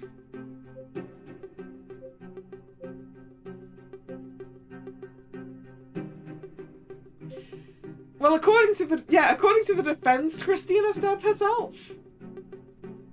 But her fingerprints aren't on the knife. Objection. You mentioned earlier that Christina might have committed suicide by stabbing herself with Uwe's knife. Wouldn't her fingerprints be on it? A dead body has no business wiping off fingerprints. Why are you bringing this up now? Whether she actually committed suicide or not doesn't matter. It does matter. It was the whole basis for one of your previous arguments. If anyone used it against themselves, their fingerprints have to be on it. This is getting silly. Everyone who died was proactively murdered by a perpetrator. There were no suicides in this case. Aha! That's something we can use against that third one. So please get back on track, Prosecutor Heller. You heard the judge. My theory focuses on the availability of the murder weapons now. Speaking of availability, the only thing you've proven so far is that Elspeth could have used the knife. Nothing else. What about Wilhelmine's gun? If it was impossible for Clara, it must have been impossible for Elspeth. How many absolute truths are we going to get out of it? I don't remember, and I can't look at the menu. No, Marion, you got it mixed up. It's your job to find out. You have to prove how the defendant acquired Wilhelmine's gun, not me. Let us cut this conversation short. Do you have any proof that Clara knew where Wilhelmine's gun was? Do I? Mr. Haller, may I suggest we take another look at all the evidence we've collected so far? Good idea. Any suggestions? I must be impartial, so it's up to you. Which piece of evidence do you want to check? Oh, we can't check the blackmail letter. We can check the gun. Yeah, let me check the gun. Obviously the main murder weapon, Wilhelmine's gun. Here it is. Do what you want. Now, can you tell how my client found it? Not just by looking at it. Just give it up. There is no point in wasting our time with... Wait a minute. It smells a bit like jasmine flowers. In other words, like Wilhelmine's perfume?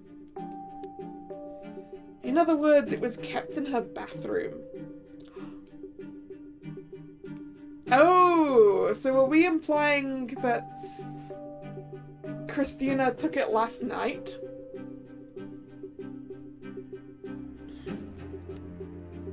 It seems so, but that doesn't prove how the defendant could have found it quickly enough. Maybe I could check something else instead. Wait a minute. When did Wilhelmine put on that perfume? Wasn't that after the charade session? Wouldn't that mean... Wilhelmine's gun smells of the perfume she put on after the charade session. Wouldn't that mean Wilhelmine had it in her hand after returning to her room?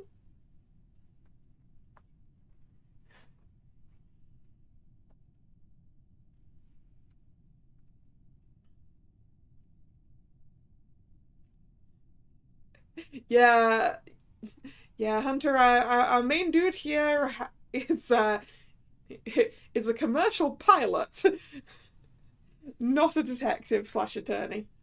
The other side is a professional attorney. I'm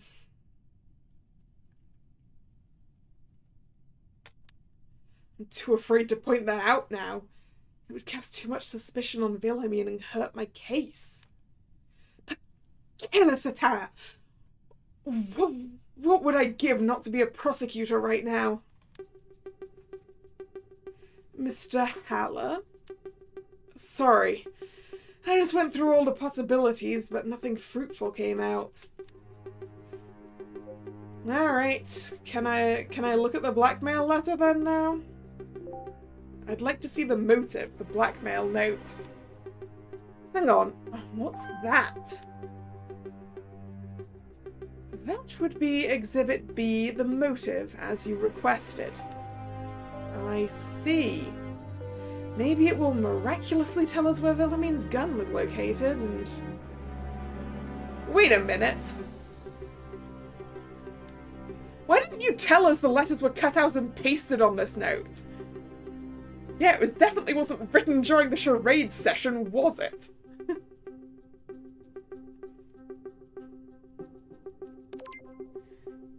The blackmail note was made with newspaper snippets. Because no one asked. Remember what Gerard said when he talked about motive? The defense requests that the transcript be read into the record. Mr. Perigord already knew about these scraps of paper. Sly fox, of course he'd want to hide it. Why didn't you at least tell me? Why do you think I suggested we take a closer look at the list of evidence? If I could tell you directly, I would have. I see. Good thing it wasn't too late. Well, I didn't find what I was looking for, but I did find something else that might put this case back on the right track.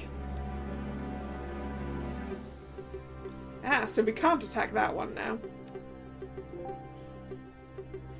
The blackmail note was made of newspaper clippings.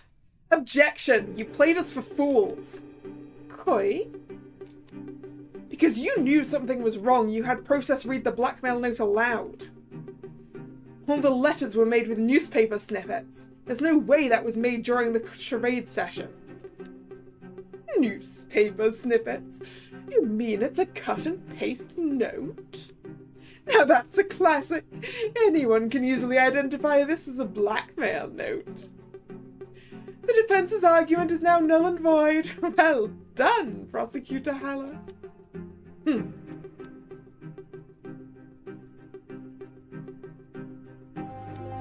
Okay, and we can go, nobody committed suicide.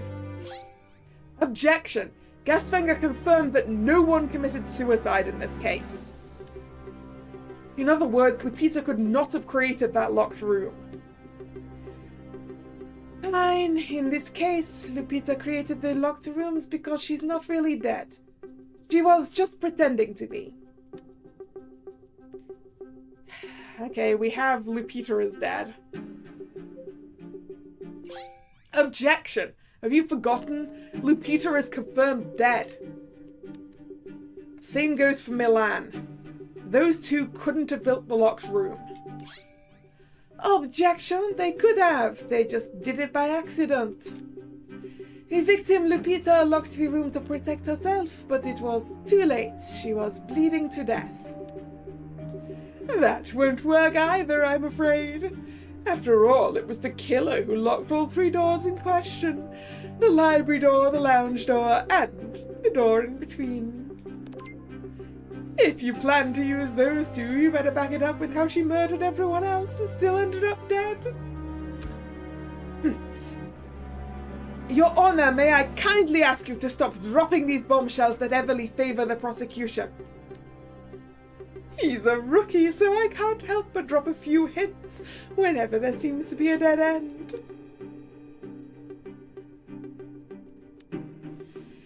Fine, I'll back off this one for now.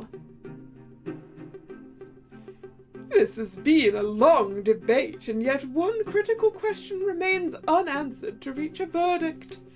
How did the defendant get the gun if it was seemingly impossible? The entire case now hinges on the resolution of this last issue. Therefore, I call for a 15-minute recess so that everyone can take a short break. Prosecutor Haller, Mr. Perigord, please use the time wisely to find a way to strike the final blow. That will be all. I'll be back soon. I would like to use the save point because it's been a very, very long time. I'm gonna go over there.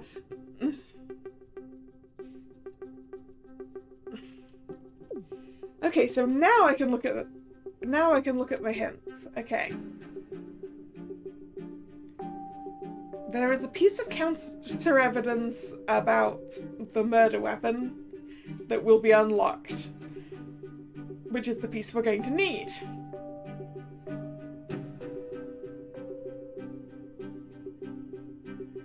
And there are 3 rock-solid facts notes in the other section.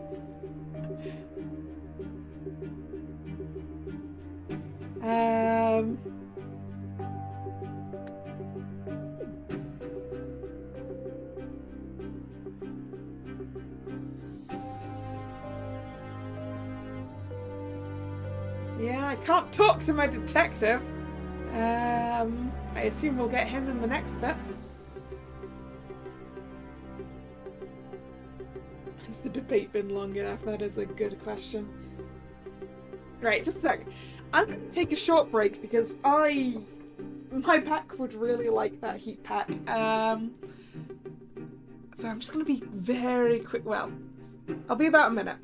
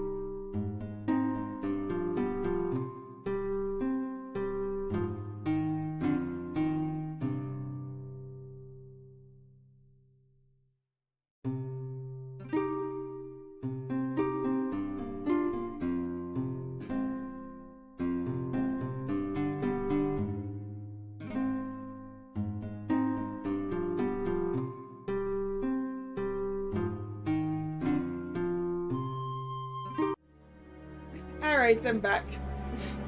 It takes longer to warm this thing up than I remembered. Right. Let's get back to it.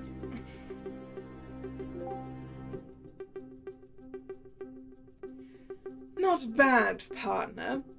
You've done quite well for someone who's up against a professional. Thank you. I must say I'm already very exhausted. I'm afraid there's no rest for the wicked. As soon as the break is over, you'll probably have to face another frontal attack from the defense. Yeah, sorry, Drag. I told you a minute because I thought I remembered that this only took 30 seconds to heat up in the microwave. It does, in fact, take a minute.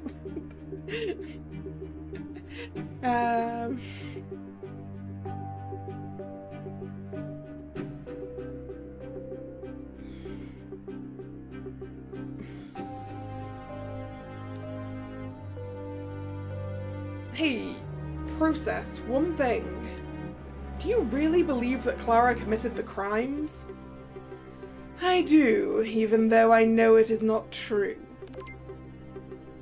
Clara is not the culprit of the second chapter! Hey! What? How can you say that? A prosecutor always believes in the guilt of the accused. Without this firm belief, there would be disorder and anarchy in the world. But you just confirmed she's innocent. How can you be so fixated on us finding her guilty when you...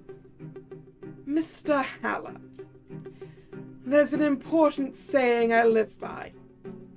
It's not necessary to accept everything as true. One must only accept it as necessary. Quite a melancholic way to live. Didn't you come to this hotel for the same reason? What? I can sense that you want to be prosecuted for something you're not even sure you did, but your heart seals the details. Be glad we're on the same side, otherwise this could have got really ugly for you. This makes me wonder, were you by any chance dreaming about truth or death when you... Ah, Sarah! Marion, Gerard! Alexander, did something happen? I've got big news, look who I found! I am speechless. I did not expect such a spacious courtroom being beneath this hotel. And on top of that, where did all the guests come from? I am just as confused as you are. Sarah, where have you been? That's a long story. I went to check every nook and cranny in the hotel while your debate was going on, and then I finally found her. She was suddenly standing in the lounge, completely confused and terrified that Milan and Lupita were dead. For one, I am actually very happy you are still with us. But sadly, I am in the midst of defending my client from an unjust system that tries to convict her. Yeah, I thought he was down there. Maybe, I guess he wasn't.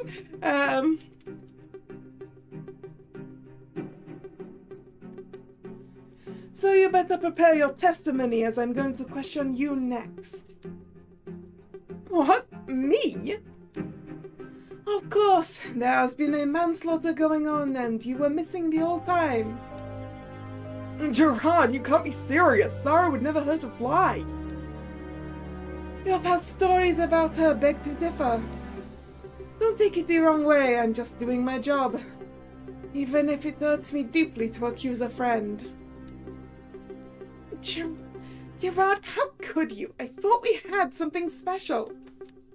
Something special? My heart always vibrates faster when you are around. Your presence makes me feel safe and secure. Excuse me, his presence does what to you? I'd like to confess, not to murder, but to love. Gerard, it was always my dream to spend more time with you. So please forget this murder case. I am way too fragile to commit murder anyway. You're not Sarangel. Huh? Who are you? If you really were, you wouldn't have forgotten that important fact that I shared with you. Gerard, what are you saying? Are you rejecting my love? I'm not rejecting your love, I'm rejecting your existence. You're not Sarangel. Can someone please tell me what's going on here now? A succubus, I think, Alexander. I can. Gerard's perception was spot on. This lowly creature is not Sarangel, it's a stupid succubus. The real Otradin Sarangel is dead. Shot with Wilhelmine's gun, to be exact. Oh.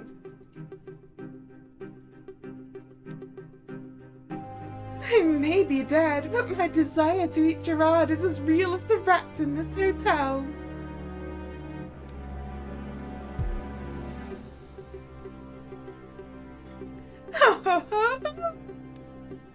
What's going on here? Who are you? What have you done with Sarah? I only borrowed her appearance to get into this court without being discovered, so please don't be mad at me. That explains why you were so flirtatious the whole time. I should have known something was wrong.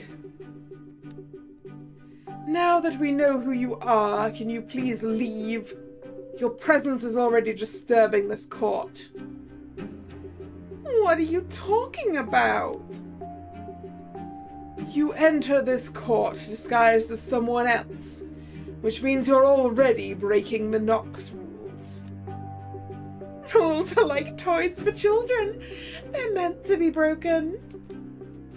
Alentura, I'm serious. Please leave immediately or I'll put you back in chains.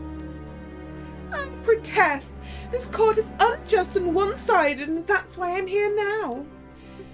Why do you help the pilot boy while the cute French lawyer does not get a dream demon to support him? It's not fair. Thank you for your concern, but I don't really need any help.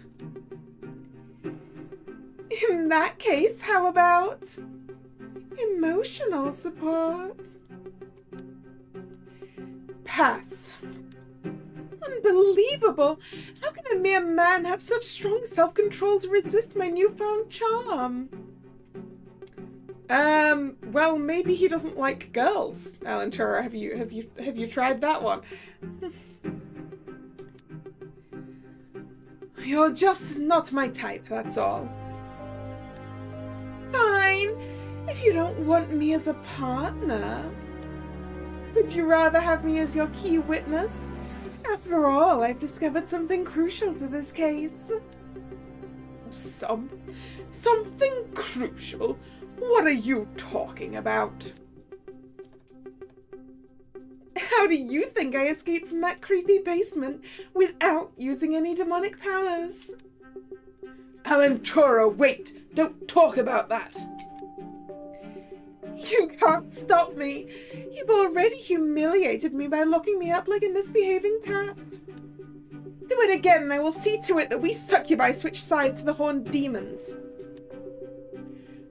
Don't make such unreasonable demands. You don't want to fight the Sandman or any of us here. I'm 100% serious. Treat me well, or I will leave the Alliance. I'll back down for now, but I must remind you that I will report this outrageous demand to the Sandman. Good. I'm sure he'll understand. Oh, right. I want to testify about this murder case. I think I know how the murders happened. Before you do, I want to remind you that there are rules. Dream demons can't actively interfere with the murder stories. Well, if I say how I escaped from the basement of the hotel to another room, that's not really messing with anything, right? I think we should allow it just this once. The sooner she's done with her part, the better. But she's going to destroy my locked room. Serves you right. Consider it my revenge for putting me in chains. Are you finished? I'd like to hear the testimony now. Yes, I'm done with the banter. All right, here we go. Hello, witness. Could you please state your name and occupation? Oh, I'm so nervous to be in such a big stadium where everyone can see me. I hope this new doll body will charm everyone who looks at me. Miss, please. Concentrate on the trial. A human life is at stake. Human lives are worthless. They come and go. But good, my name is Alantura. I'm the highest-ranking succubus and also a dream demon general, serving under the esteemed Sandman. Thank you very much. Now, please give us your testimony. Ah, so cold and professional. Maybe I'll eat him for a snack later. No eating in the courtroom. Please leave my guests alone. Fine. So, like I said, I was locked in the basement of the hotel. I couldn't use any of my powers because of the anti-demon thing was active in that room. After a while, I managed to get rid of those nasty chains, but I couldn't open the basement door. So, in my quest to brute force my way out of the room, I discovered the chimney actually had a human-sized hole leading up. So I climbed up the chimney until I reached a dead end. So I thought at first. Turns out there was a button that opened a trapdoor. And guess where I came out? That's right, I suddenly found myself in a room with 2 dead bodies and a large pool table. I think it's called the lounge. I disguised myself as Sir Angle just as I heard someone enter the room. Et voila! That's what I had to say. So, in summary, there was a hidden trapdoor in the lounge that a human could slip through. Did I hear that right? Why does it even need to be a trapdoor? Can't it just be the chimney? With the fireplaces connected to the same chimney?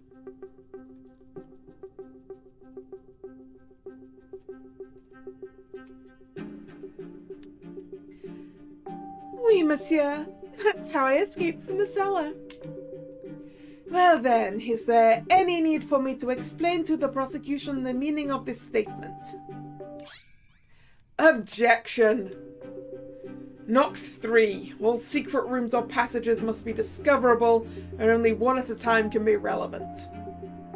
Unfortunately, Process, it was discovered, and there's only one secret passage involved here. I'm not going to let a secret passage like this ruin the beautiful locked room I've created. You were the one who set it up? In other words, you broke the Nox rule of not tampering with the crime. Actually, Gerard, don't we have an absolute truth that the killer locked the doors? Oh no. Man, I wish I was side of the defense right now.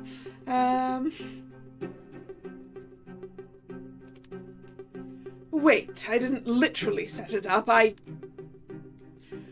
guess it's only fair if both sides get to break the same number of rules. In that case, I'll allow Alantura's testimony to be used in court. Thank you, Your Honor. You truly have a sense of justice. Well then, Mr. Haller, are you ready for the wrecking ball? Not really. It is too late to dodge now. My client Clara Frank did not commit the crime. The real culprit set everything up and used the hidden passage in the lounge to escape. My client didn't have a chance to get Wilhelmine's gun, and the master key we found wasn't needed to unlock the locked rooms. These 2 points should be enough to cast serious doubt on my client's guilt. Or does the prosecution have anything else to say besides Pekele? I mean, this stupid hidden tunnel is tearing my whole case apart. What am I supposed to do? How can I refute this argument? Process, do you have any idea? Damn it! How could this happen?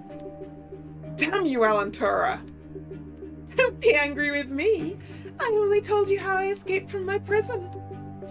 Anyway, I'm done for now. I better get a good seat to watch the rest of this spectacle. I see that the prosecution has nothing to say to refute this theory. In that case, I feel we've reached a conclusion.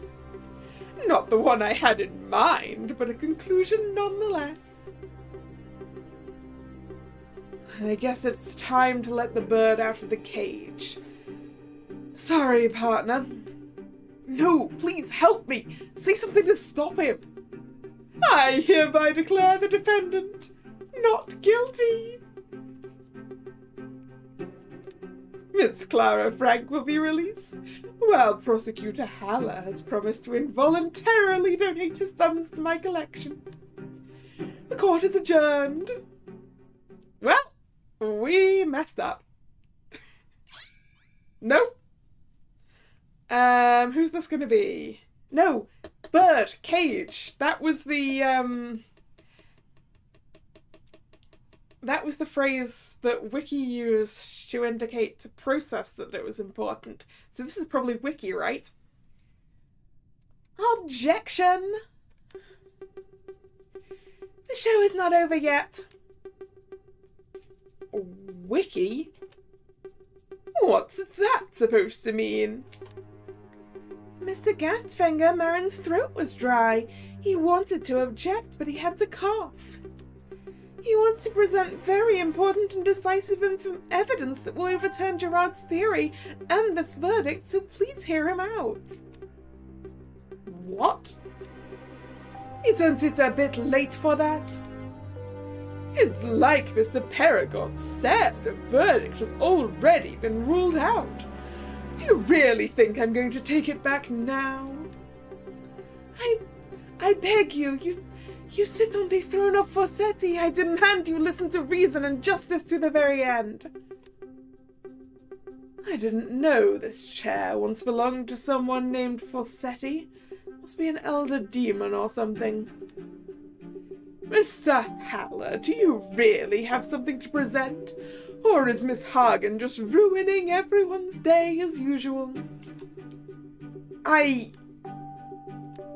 Of course I do. So please hear me out for a final time.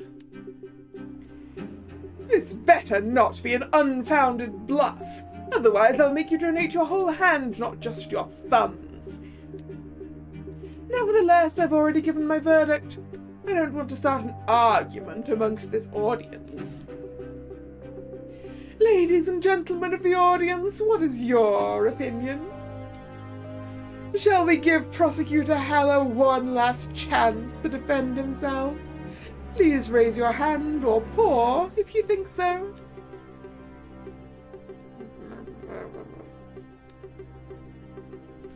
Looks like opinions are divided. In that case, how about you ask the highest-ranking guest what she thinks? What a great idea you have, Process! Miss Doppelganger, have you been following our conversation so far? I may not have a face, but my ears work just fine. May I ask your opinion on this matter so I can judge the situation fairly? Oh dear, I am just an observer.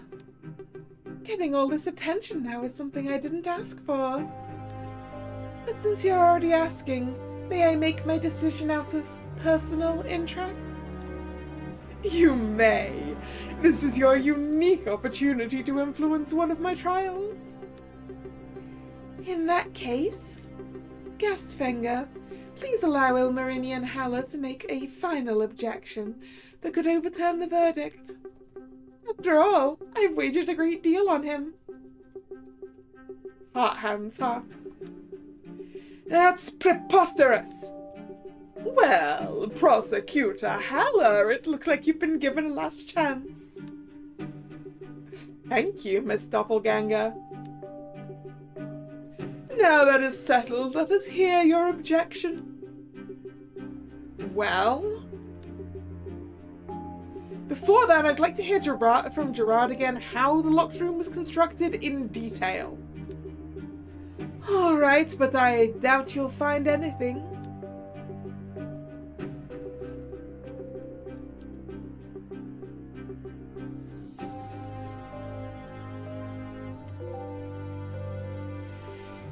Here's my full theory one last time. First, Elspeth lost the master key, which was apparently found by an unknown culprit known as Person X. After the charade session, X knocked Clara out when she tried to enter her room. X then went on a killing spree in the bar, lounge, and library. X used Wilhelmine's gun and Uwe's special knife. How X got the gun is unimportant, because it's the prosecution's job to prove how the defendant could have gotten it. After the murders, X wrote the name Christina in blood near Milan's body. Then they planted the master key, a fake ransom note, and Wilhelmine's gun near my client to frame her. After that, X prepared to set up the locked rooms using the room keys. First, X locked the lounge door and put the lounge key in the library. Then, X locked the library door and the center door. Finally, X left the library key in the lounge and escaped from the locked rooms through the hidden passage. Ah, but they couldn't get out from the other end of that hidden passage though, Gerard. Because Ellen Tura already pointed out she couldn't get out that way. Sounds logical, right? I admit it does. But there must be a hole in your theory and I'm about to point it out. So, as for my final objection, could it be? Huh? Gerard? I just figured it out. I know who the real culprit is. What? Who is it? I won't tell you, but I'm even more convinced now that my theory is true. I mean, what happened to Sarah's body, really?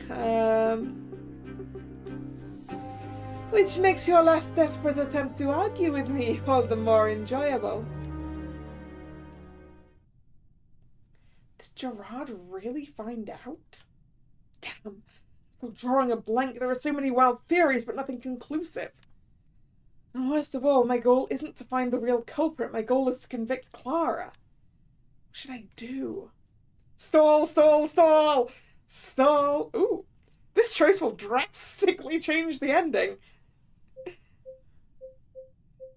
Oh, both of them. Oh, we're stalling. We gained the idea to stall, and we're gonna do it. Ooh, find the secret of court, too. Wait, what if I could try to get to the truth together with him? Isn't that what Wiki wanted to tell me?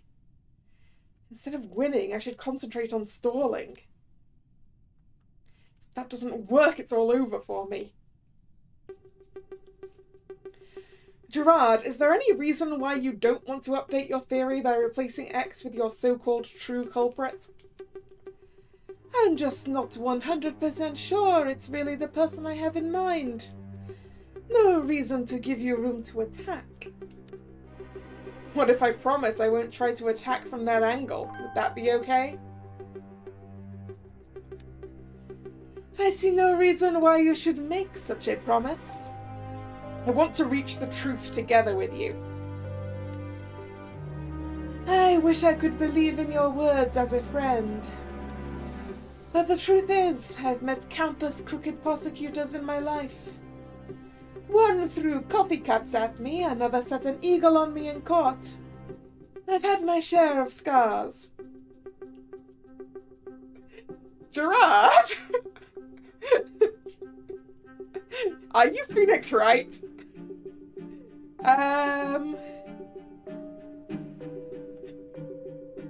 Or are your prosecutors just as unhinged as, Oh no, wait, setting an eagle... No, the eagle wasn't... The eagle didn't get set on Phoenix, did it? Did it? Because that's, what's his face?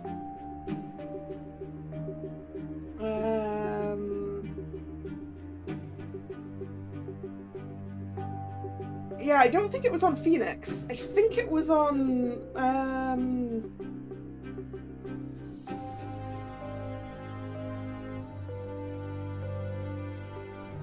no, maybe not. I remember the eagle, but I'm not certain it was in one of the ones I've streamed. I remember who it was. It was that dude. Who were you playing against?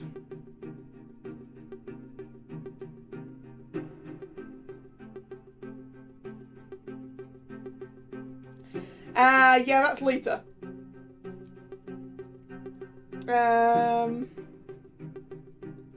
Yeah, I'm pretty sure the eagle gets sicked on Apollo. At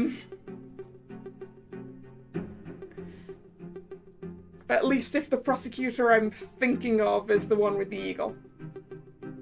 We'll get to that eventually.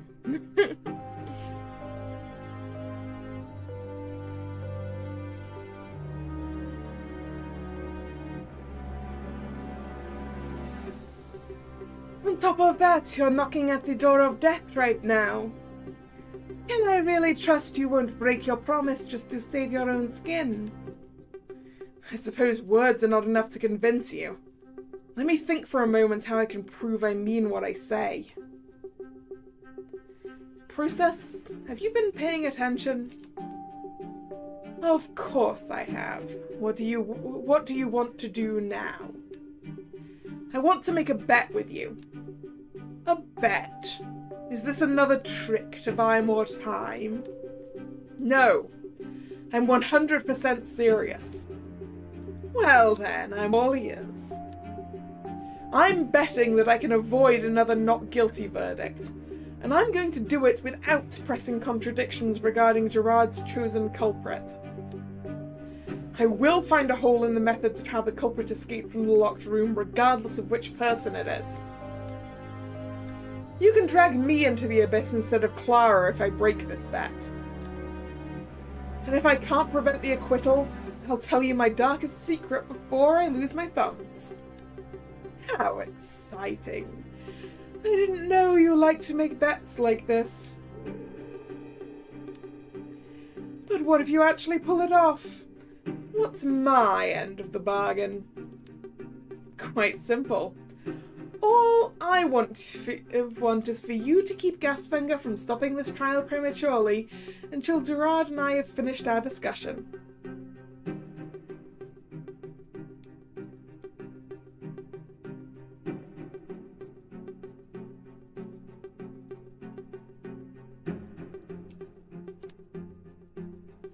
Wait a moment, Mr. Haller, what's the point of this wager?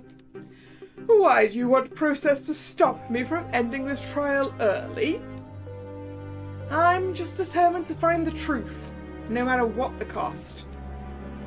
This whole thing sounds like you're up to something. Process, don't agree with this. I accept your wager. Process, you can't be serious. Well, Gerard, what do you say now?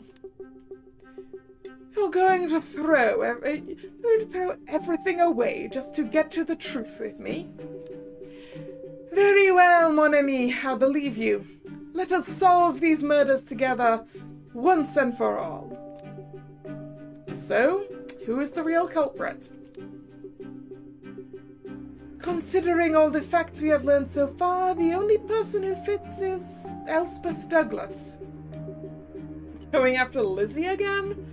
Why her exactly? It's more that she is the only one who could have done it. We both have an alibi, so does Process. Wilhelmine also has an alibi, and she couldn't have taken the knife from the kitchen. Alexander would not have been fooled by Alentura if he had known that Sarangal was dead. And I doubt my client is the guilty one. Process even confirmed it wasn't Clara.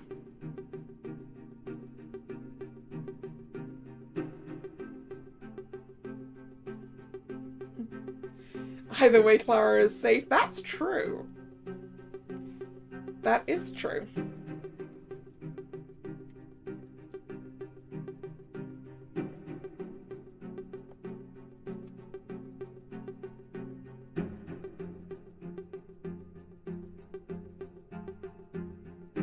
Actually, no, I'm not sure that's right, Drag. I don't know. No, I'm not certain. There are only two people left, Wiki and Elspeth. While Wiki gives off some vibes that make her look suspicious, the remaining mysteries all point to Elspeth. She claimed to have lost the master key, but is that really true? Also, her fingerprints were on Uwe's knife.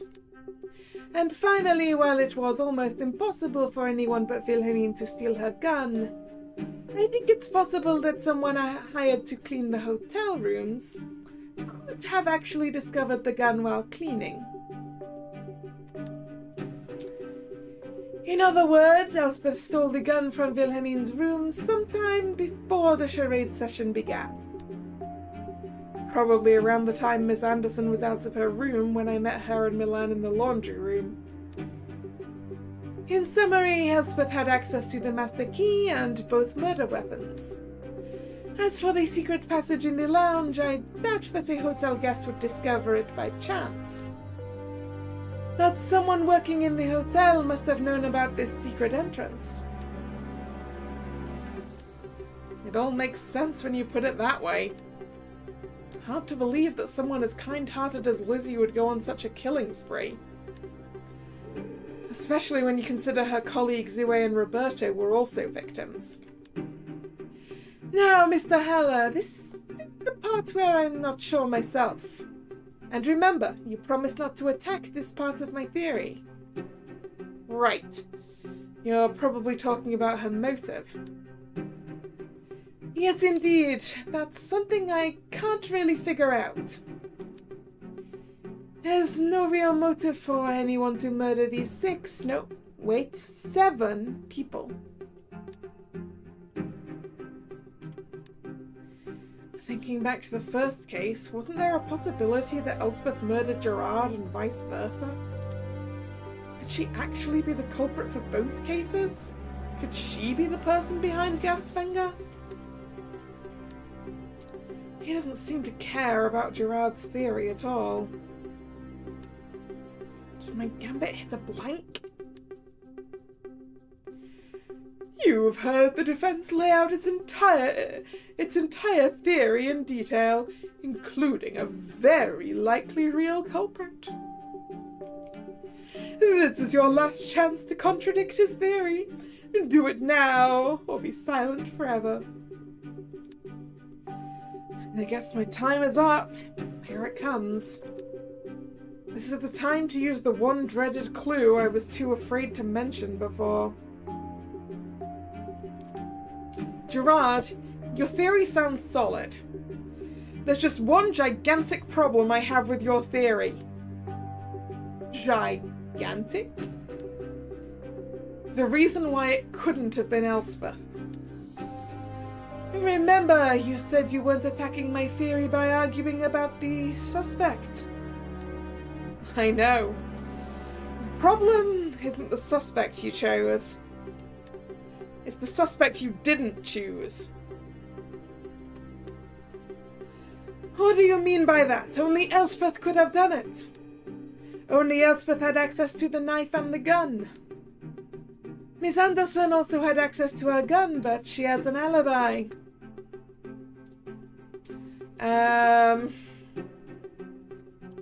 Wilhelmine's gun smells of the perfume she put on after the charade session. This is the one that he was too afraid to use, so... Objection!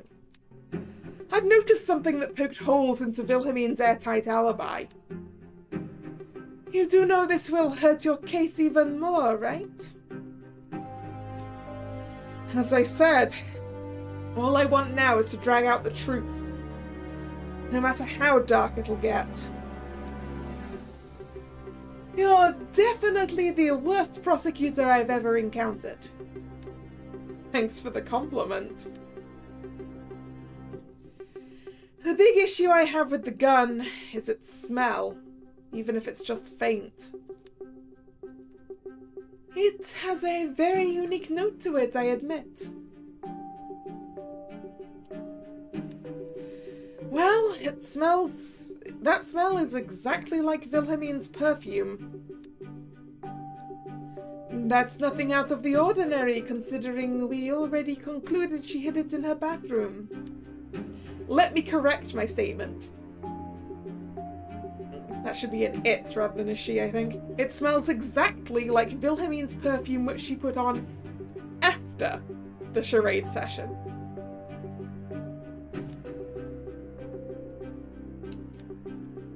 Was it different compared to the one she put on before?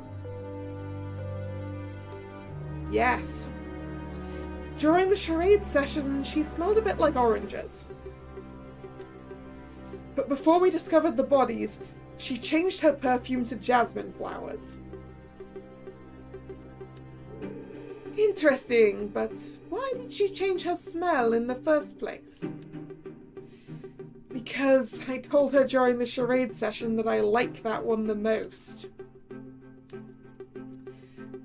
In other words, she couldn't have known beforehand. I see. Wait a moment. What's your point now?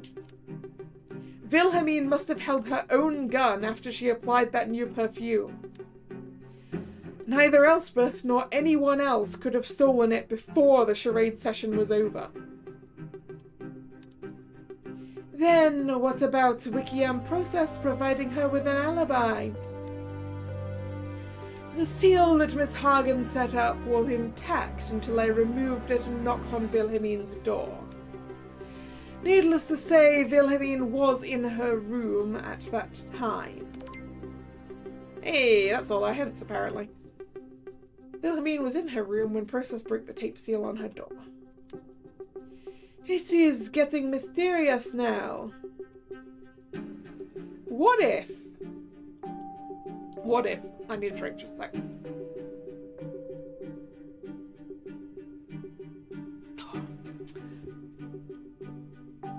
Throat was getting itchy then.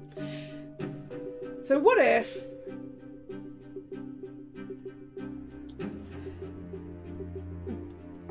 Where's Wilhelmine's room compared to there and then? Wilhelmine's room... No, Wilhelmine's room is down at the south end. That doesn't work. I was gonna say, what if that chimney goes up through Wilhelmine's room as well, but that wouldn't work based on positioning.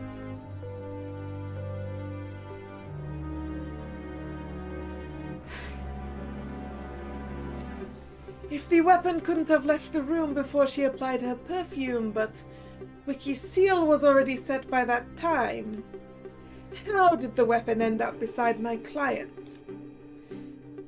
Did Wilhelmine by any chance touch the weapon after the murders were committed? No chance. She didn't even know her weapon was missing until you pointed it out during court. Mr. Haller, we are facing an impossible murder case now. Which is good for my client, as it's nigh impossible to explain how she acquired that weapon under those circumstances. But figuring out what really happened has become way harder as well.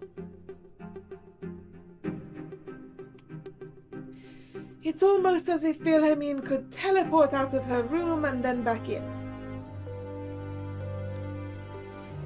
Like a certain scissor-wielding dream demon.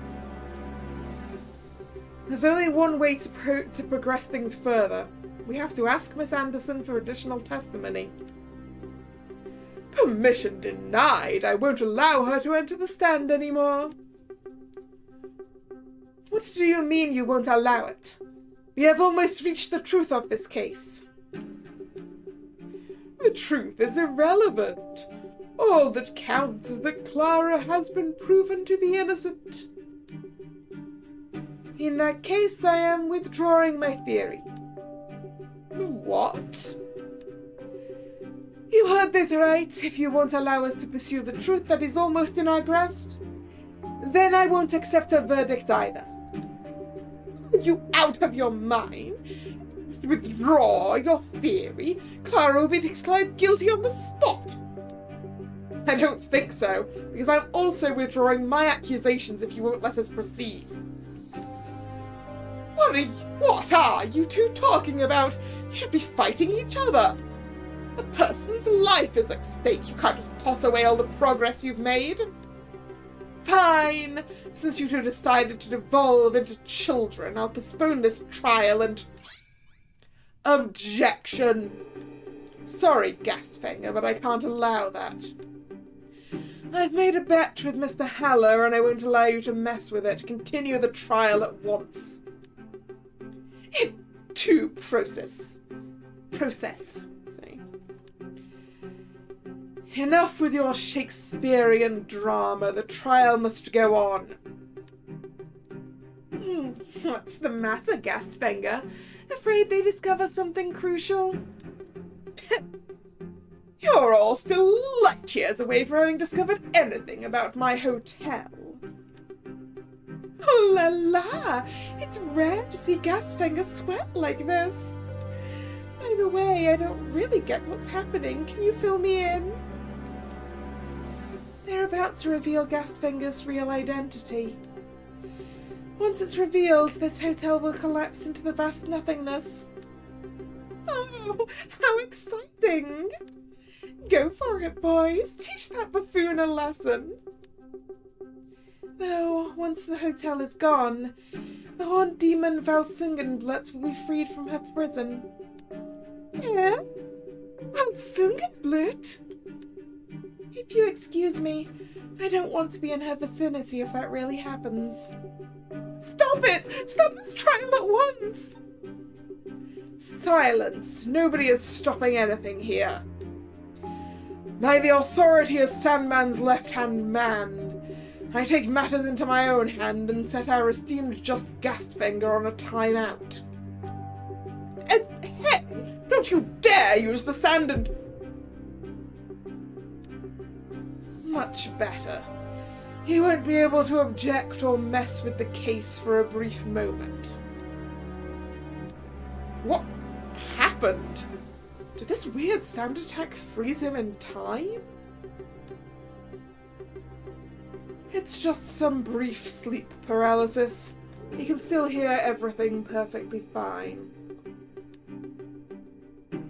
Now go, summon the witness. With pleasure. Miss Anderson, if you will. What is it now? Prosecutor Haller noticed something crucial that turned this whole case on its head. So, to solve this big mystery, we need to hear your testimony for one more time. Sure, I'll testify as often as you want if it helps Prosecutor Haller. Please cooperate with Gerard as we aim to find the truth this time. In other words, we'll finally bring justice to the person who murdered everyone, including your sister. I see. I'm ready now.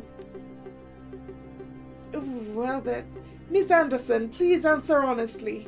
When did you last see your gun? Let me think.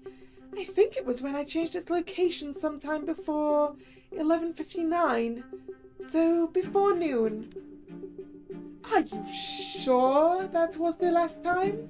Before noon. Yes, I am sure. Prosecutor Haller, I'll leave the rest to you. Wait, is that... Wilhelmine, I am afraid that statement is a lie. Your testimony can't be true. I'm not sure what should be false about it. It's the smell on your weapon. It has your perfume on it. That's nothing unusual. I've stored it in my bathroom today. It would almost be weird if it hasn't my smell on it. Wilhelmine, please take the gun and see or smell for yourself. I'm still not sure what the problem might be, but if you say so... It does smell a bit like jasmine, which is weird. Shouldn't it smell like oranges, like my first perfume? I see you found the big contradiction yourself. Oh, I see the problem now. Good. Care to explain? don't understand this myself. Sorry for butting in, but isn't it easily explained that the true culprit has the same perfume?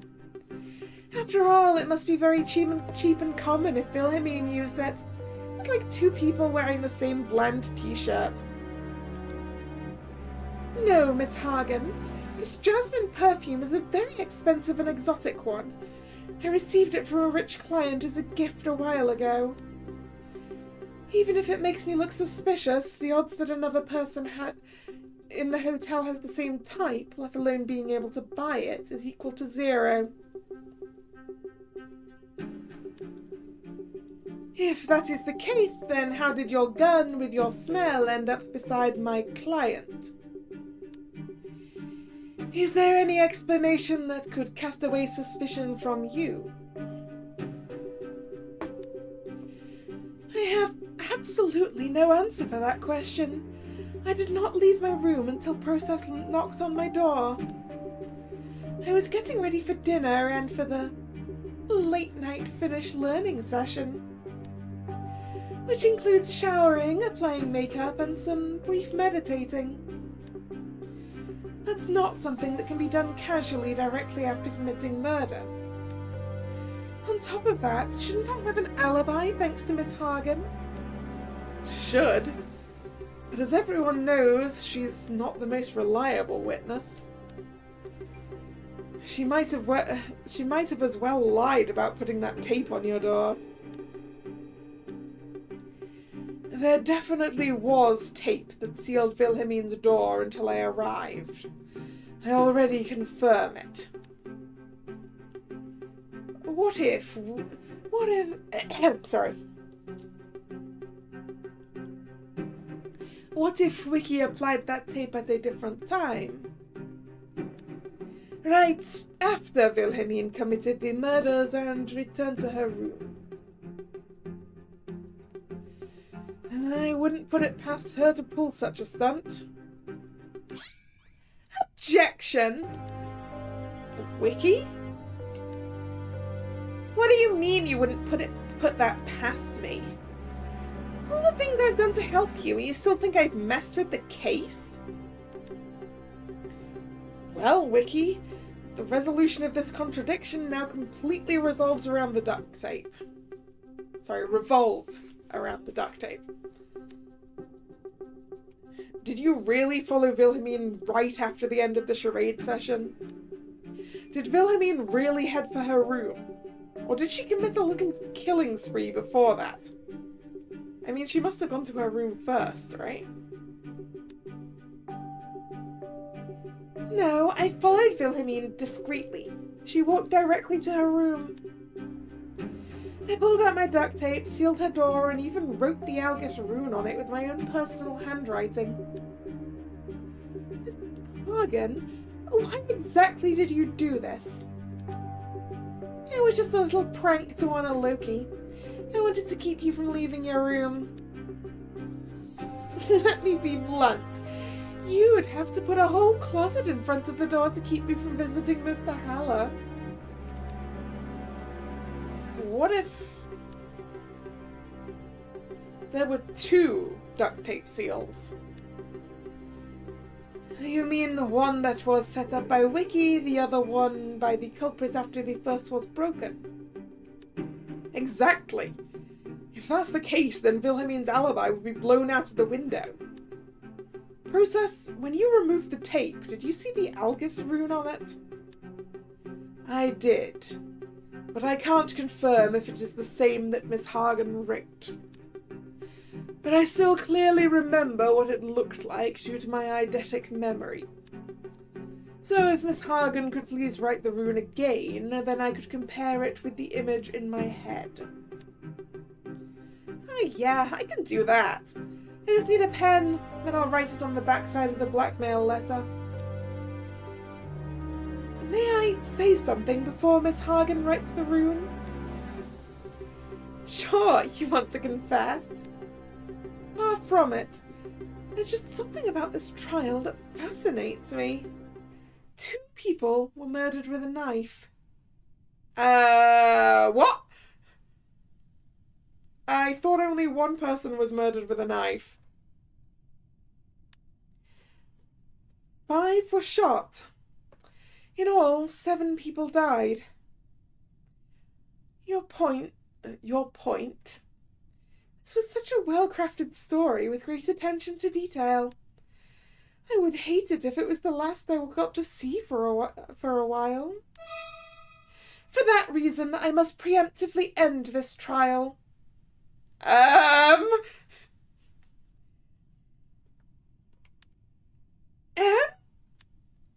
Miss Anderson, put that gun down.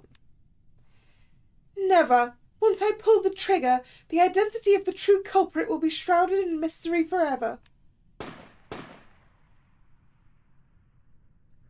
whole body moved on its own without thinking. I didn't even consider what might have happened to me. I didn't want to just watch like the last time. Oh, did we just throw ourselves in front of Wiki? Marin? Why did you jump in front of me? Because I couldn't save you last time. What are you talking about? Pilot boy, you've chosen the wrong person to protect. Look what happened. Gerard? He's dead. And where's Process? I shot them both. But don't worry, your friend will resurrect in about an hour. And dream demons don't die from physical damage. They just disappear temporarily until they regain their strength. Luckily, this revolver had 2 bullets left. 2 bullets left, huh? A weapon with exactly 7 bullet shot slots. Truly magnificent. Ah, darn it, there was... You could put 7 bullets in that gun. See, that's the answer. That's the question that I wanted the answer to a while back. Wait, but I thought it was 6 got shot and 1 got stabbed. Oh well. Unfortunately, the bullet size is 38. It should have been 37. You're not Wilhelmine, are you? Lentora, did you disguise yourself as Wilhelmine again? None. I'm up here. Lentora may be more powerful than me, but her newfound shape-shifting powers are child's play compared to what I'm capable of. Gastfinger, may I briefly take the lead in this court? I don't hear any objections, which means he's happy with me being in charge for now. Well, Mr. Haller, it looks like your rival and your mentor have bitten the dust. This means 2 things. You can't lose anymore because there's no one who can present a counter-theory. And you can't win anymore because I've clearly heard that Clara is not the culprit of this case. I can't believe it. Wiki, you were right. It really worked. I'm quite surprised myself. I didn't think it would really go that well. Don't celebrate too soon. You may have won this battle, but there's still the war to come. Now, if you'll excuse me, I'd like to return this identity to its rightful owner and return to my seat. Ah, doppelganger! Also, Gastfinger, I hope that my interfering with the outcome of this trial did not irreparably damage our friendship. Are you kidding? This is actually the best outcome I could have hoped for. Oh, look at that. I'm finally free from sleep paralysis. In that case, I'll give the trial back to you. Wait a minute, Miss Doppelganger. I think this is the perfect time to make an announcement. Ladies and gentlemen, listen carefully to what I'm about to say. I bet he's going to confess his love to the scary faceless lady. Be silent, you impertinent fool! Dear audience, I'm honored to announce that we are going to host the Grand Nightmare Demon Ball. Invitations are being sent out as we speak. There will be music by my colleague Nimmerus, and many esteemed guests have already confirmed their attendance. Best of all, I'll be hosting and presenting the best murder mystery I've yet to reveal. I hope you'll all be excited as I am. The great festival of nightmares is upon us.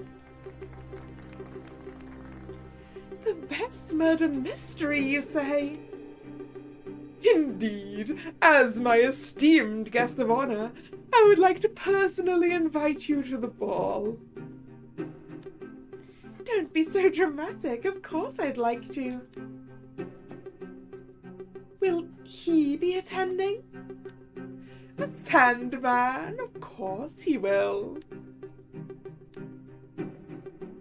In that case, this better be your absolute best murder mystery. That's all I have to say for now. Thanks for considering. Well then, back to our current trial. It's almost as Doppelganger proclaimed. Since Ilmarinian's rival was knocked out, he wins by default. And since Process isn't here, there's no real punishment for the guilty verdict. Miss Clara Frank, please come forward. Very well, I trust you with these words. You have nothing to fear, at least this time. The court finds the defendant guilty. Congratulations, Mr. Haller. You've survived 2 out of 4 trials. Maybe I should worry about my thumb collection not growing. Who knows? Don't jinx it for me. And now to Miss Frank. Back when Mr. Haller was investigating, I told him it was impossible for him to save both your skin and his own.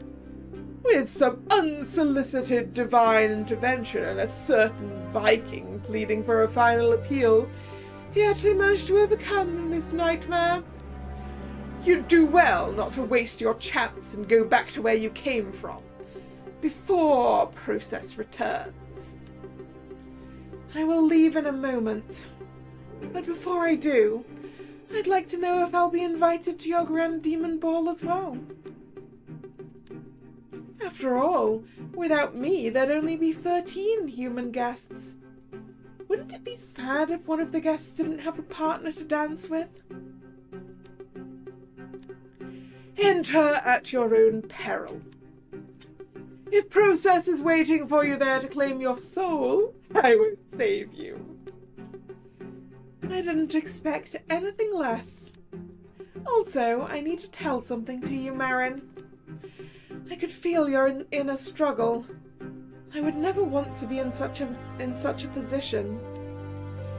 After Wiki gave you another chance to refute Gerard's theory, I was completely convinced that I would just confess if it ended badly for you again.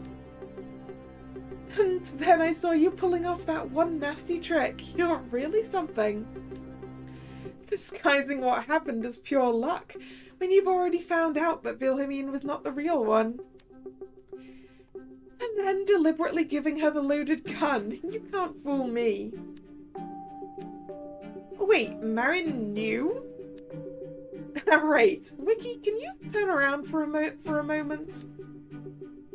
Why? I mean, you can watch, too. Why are you pulling my hand? Oh, we got a kiss. Ever since our first kiss was stolen by a succubus, I've always wondered what it was like. You rat! You did that just to make me mad, right? Who knows? And you, don't just stand there, say something. Well, Hey, look, she is gone now. Good. This court is adjourned. Mr. Haller, please follow me. Very well. I'll read the letter Clara slipped into my hands as soon as I'm no longer being watched by others.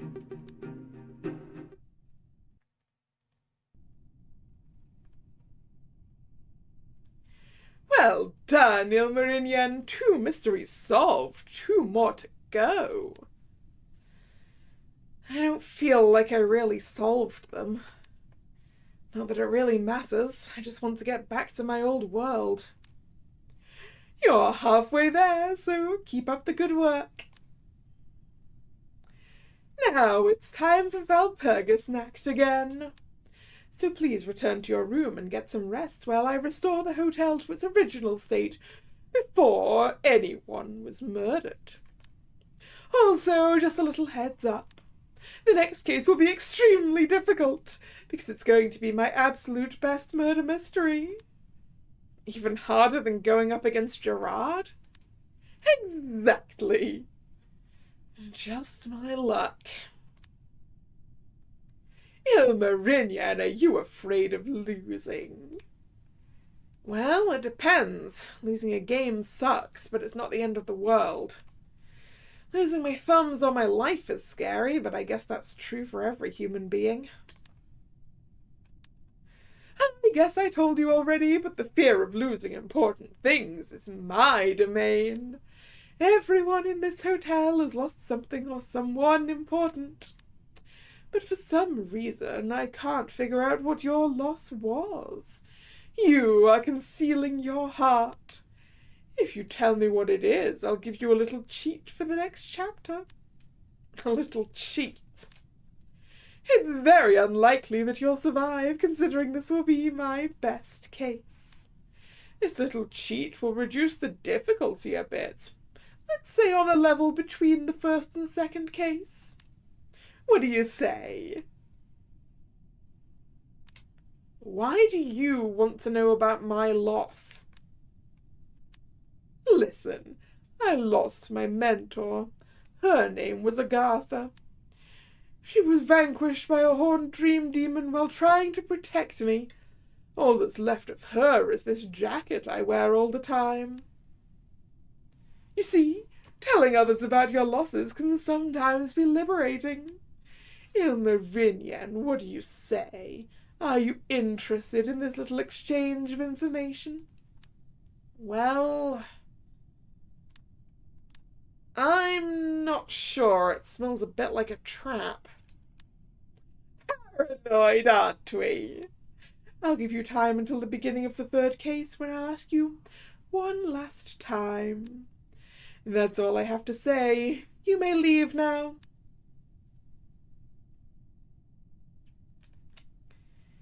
He's gone now. What is our loss? I feel like it's something to do with our ex, because she keeps coming up.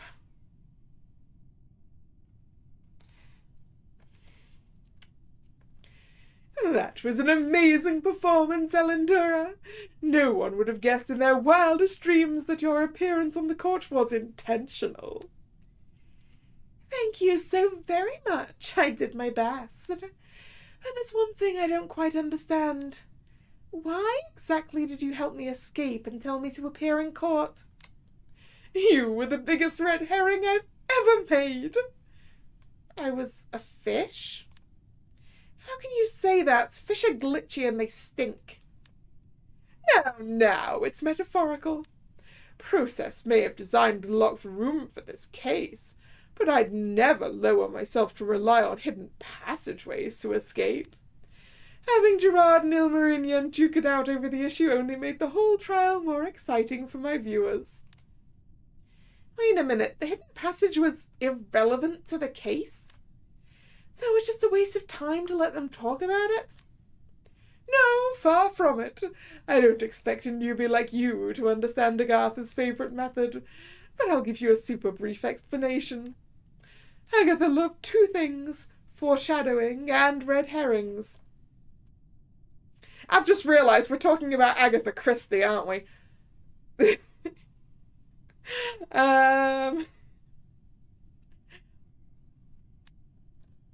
foreshadowing to make you feel stupid for missing obvious clues once their relevance is revealed, and red herrings to cover up the obvious clues with fake clues that lead to dead ends. I think I understand what you're trying to say. It's like pretending to be dead in a room full of corpses, like the third episode of... Oh no, that is a Polish name that I have absolutely not a clue how to even start pronouncing. Wiskowski, maybe?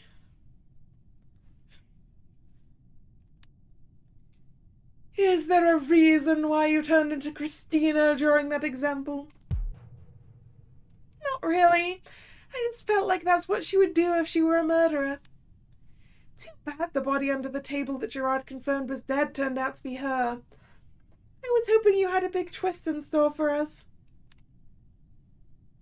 Out of curiosity, who do you think is the true culprit of this trial?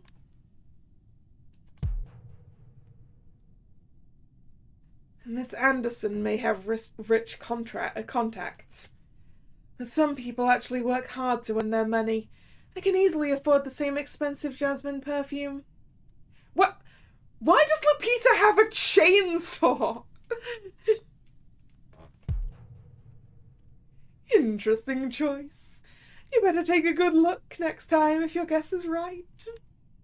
Hey, speaking of which, what's my role in the next case? Unfortunately, I have no need for you.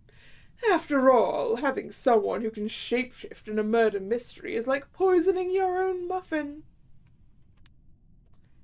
Oh, come on, give me a part. It would suck if I was the only general without an important role. Let me think about it while Walpurgis Act is active, but no promises.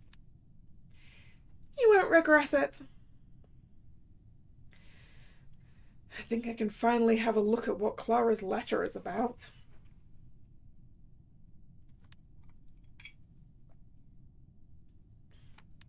Oh, did she write this letter with her own blood? Hey, Marin, if you're reading this, I hope you're alone. I probably will not recognize you when we meet again. Waking up from a dream erases most memories, as I've told you. But in case I do not forget you, I will try to locate your comatose body. I hope there aren't too many Finnish crash pilots out there. Again, I can't promise anything. And in case I forget, either show me this letter or mention Meister Kosselbrook if you see me diving into this hotel again. Good luck against Gastfinger. You'll need it. What do I do now? Just go back to my room? Wasn't there a place mentioned in Wiki's love letter that I wanted to avoid at all costs? I should probably just go to sleep and ignore it. New bookmark. Well, I guess the question is, do we want to go meet Wiki in the elevator?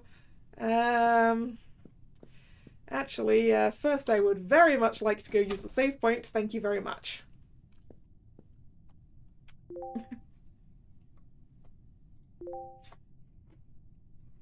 Walpurgisnacht hasn't actually started yet.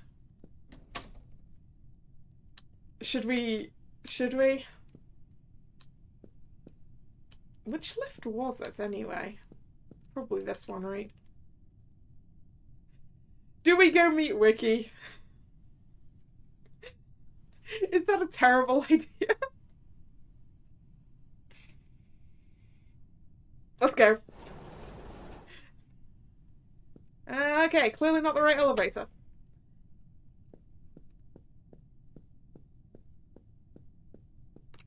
Is there a reason not to? Well, she might, like, stab us or something. Okay, it's not that one either. Ah, wait, it's because the lounge is down here. It's that elevator over there.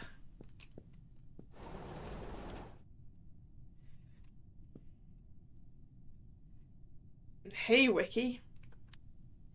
Marion, what a coincidence that we meet here. Yes, coincidence. Okay, I'll drop the act. So, are you in the mood? In the mood for what? To ride the elevator. Or did you have something else in mind? What do you think of elevators? Well, they have their uses. Have their uses? That's a huge understatement. Imagine you're someone who has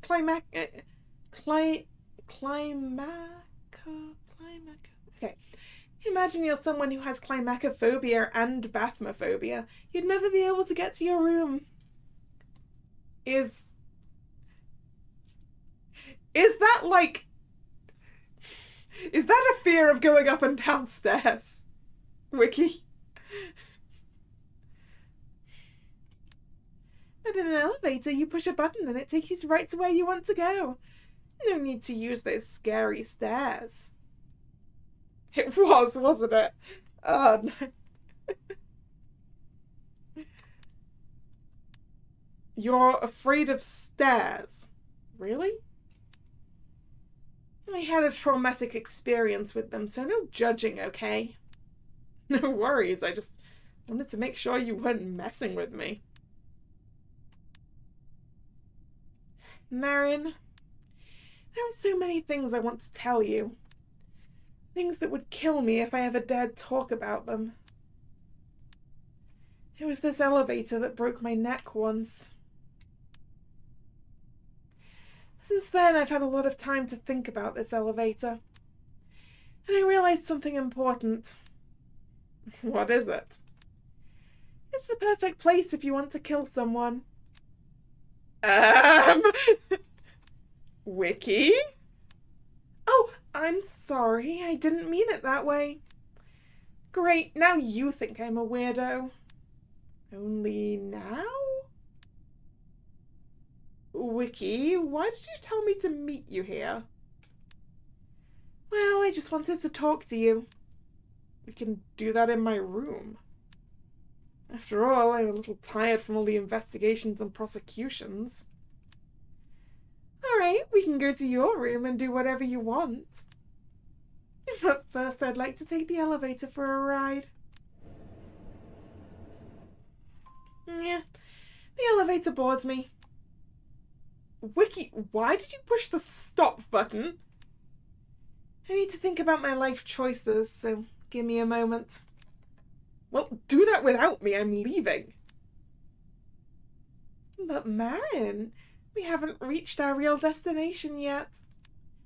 Wiki, what kind of madness are you up to now? I swear, if you weren't so messed up, you'd actually...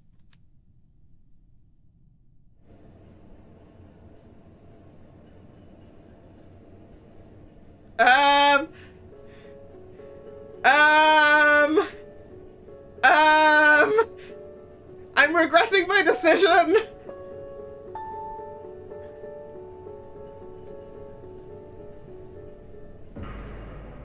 W? What? Wiki, what the hell did you do?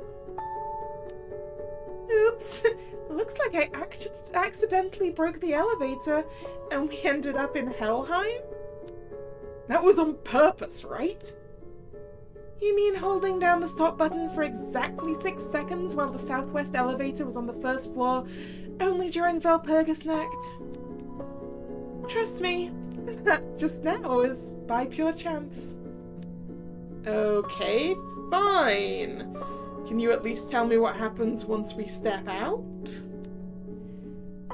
Well, Helheim is a dark and scary place, but if we're lucky, we might be able to meet Loki. It's a little spooky outside, so you should go first. Fine, but only if you give me your hand. That way we won't get separated. Good idea. Let's go.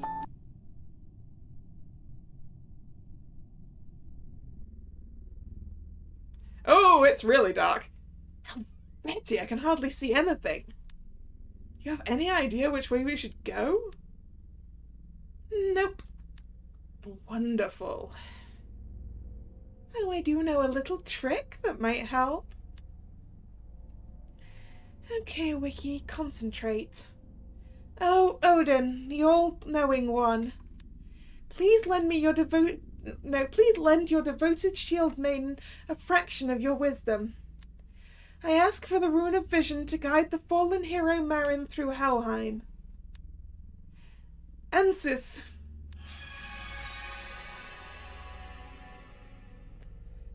Wait, that silly chant really worked? Odin is such a sucker. He should know better that I'm only loyal to Loki. Hey, you never told me you had powers like that. Well, every woman has a secret or two. Also, most of the time it doesn't work. Only when the hotel is in this weird red glowing state. And usually I can only use one rune every hour or so. It's very exhausting to summon them. Wiki, did you just use Alp? Alp? What's that? Another rune? No, it's... Good question. What exactly is it? Anyway, it's apparently dangerous to use. How so? It makes it easier for the dream demons to curse us with something called the Mare Noctem. The Mare Whatum? How do you know all this? Clara told me, and she looked very worried when she explained it to me. I see. Well, it can't be helped. I'll continue to use my runes whether you like it or not. Speaking of runes, what's the one on your hairpin? Oh, I've forgotten. I only know some of the runes off the top of my head.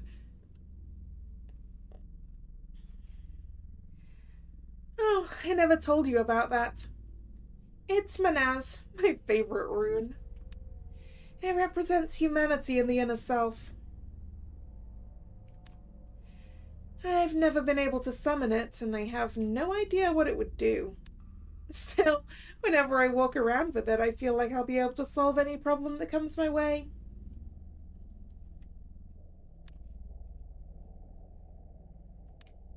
Except for that one time when I failed hard. Really hard.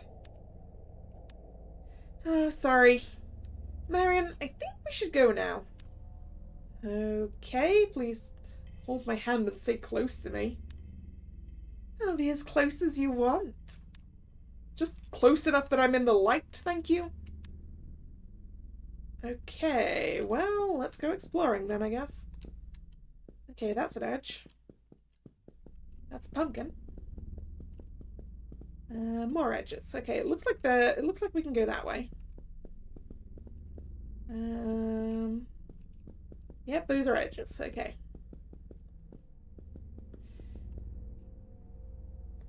Careful, Marin. That must be a Draugr. A what? An undead. Look how creepy he looks.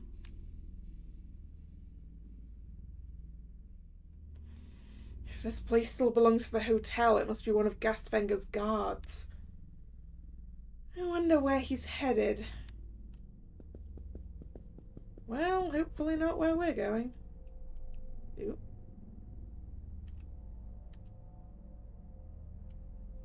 Psst, Marion, do you see that strange figure hiding in the shadows? Ellie, I don't like it. It's a... Oh, I'm gonna mess that one up. I don't know how the accents work. Oh no.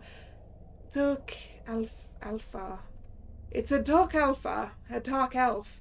The long ears give it away. Whatever it is, it gives me the creeps. I want that card. Let me have the card. Oh no, it's getting closer. Oh, better try to act natural and it won't be hostile. Tease humans, torture animals, steal food, gold, and minerals. Let the two of you be free again, the lady will trip the gentleman. If I have no other choice, then... Wiki, don't! Kalla!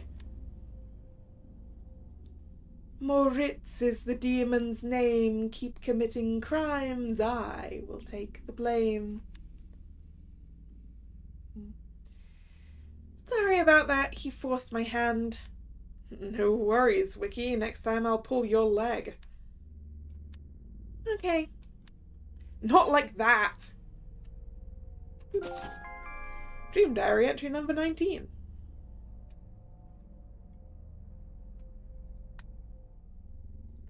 Moritz. Domain, fear of being tricked and forced to commit crimes. Titles, The Shelm, The Evil Child. Type, Unbound. Moritz is a scheming dream demon who specializes in tormenting others and forcing them to act maliciously. Rumor has it he once had a partner who was exiled by Agatha, but no one remembers him.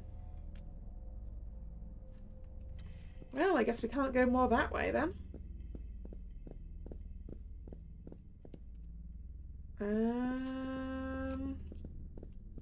Was there another way?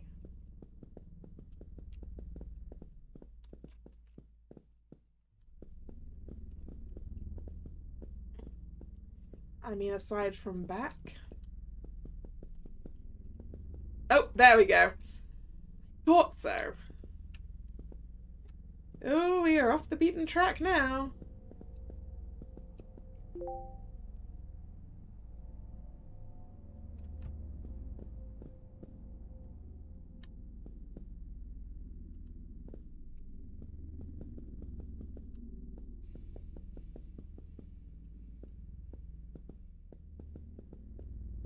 What is that? It looks like a dog? Yep. Doggy, so cute. Wiki, wait, it could be hostile. What are you talking about? Doggos are the glimmer of hope. He must have said to follow it.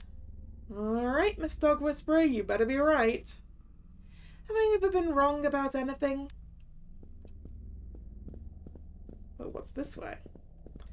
Ooh, there's a thing to look at over here. Okay, no, I want to follow the dog.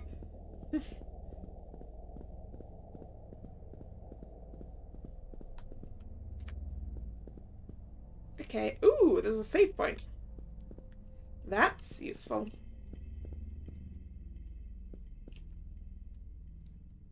Crows in that direction. Right, I would like to use the save point, actually. Hey, the white dog has something in its mouth. Looks like a red key. A red key? It went that way. And it ran off. I feel like what I'm looking for is behind that door, but sadly it's locked. So we need to chase after the white dog and fetch the key. Actually, what we're going to do is, looking at the time and the fact there is a save point literally right here.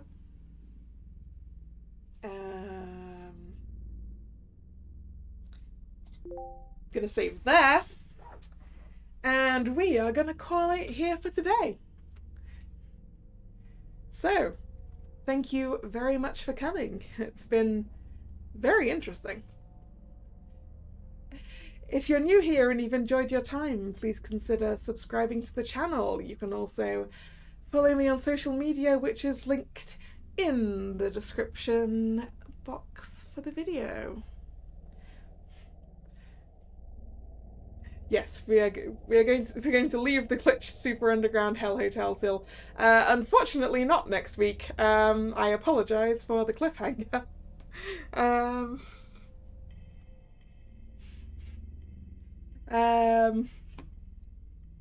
Yeah, unfortunately, I'm busy next weekend. Anyway, where was I? The streaming schedule for this channel goes up both over there on social media and over here on YouTube in the post tab of the channel. And yes, the next scheduled stream will in fact be tomorrow, Monday, 7 PM, and will in fact be Soulset.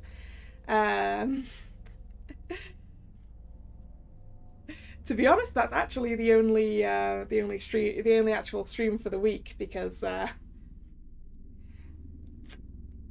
am going somewhere. So, hey, basically the entire schedule now. Congratulations. Anyway, hope to see you there tomorrow or another time. Once again, thank you very much for coming, and this is Kalla signing out. See ya. Bye bye.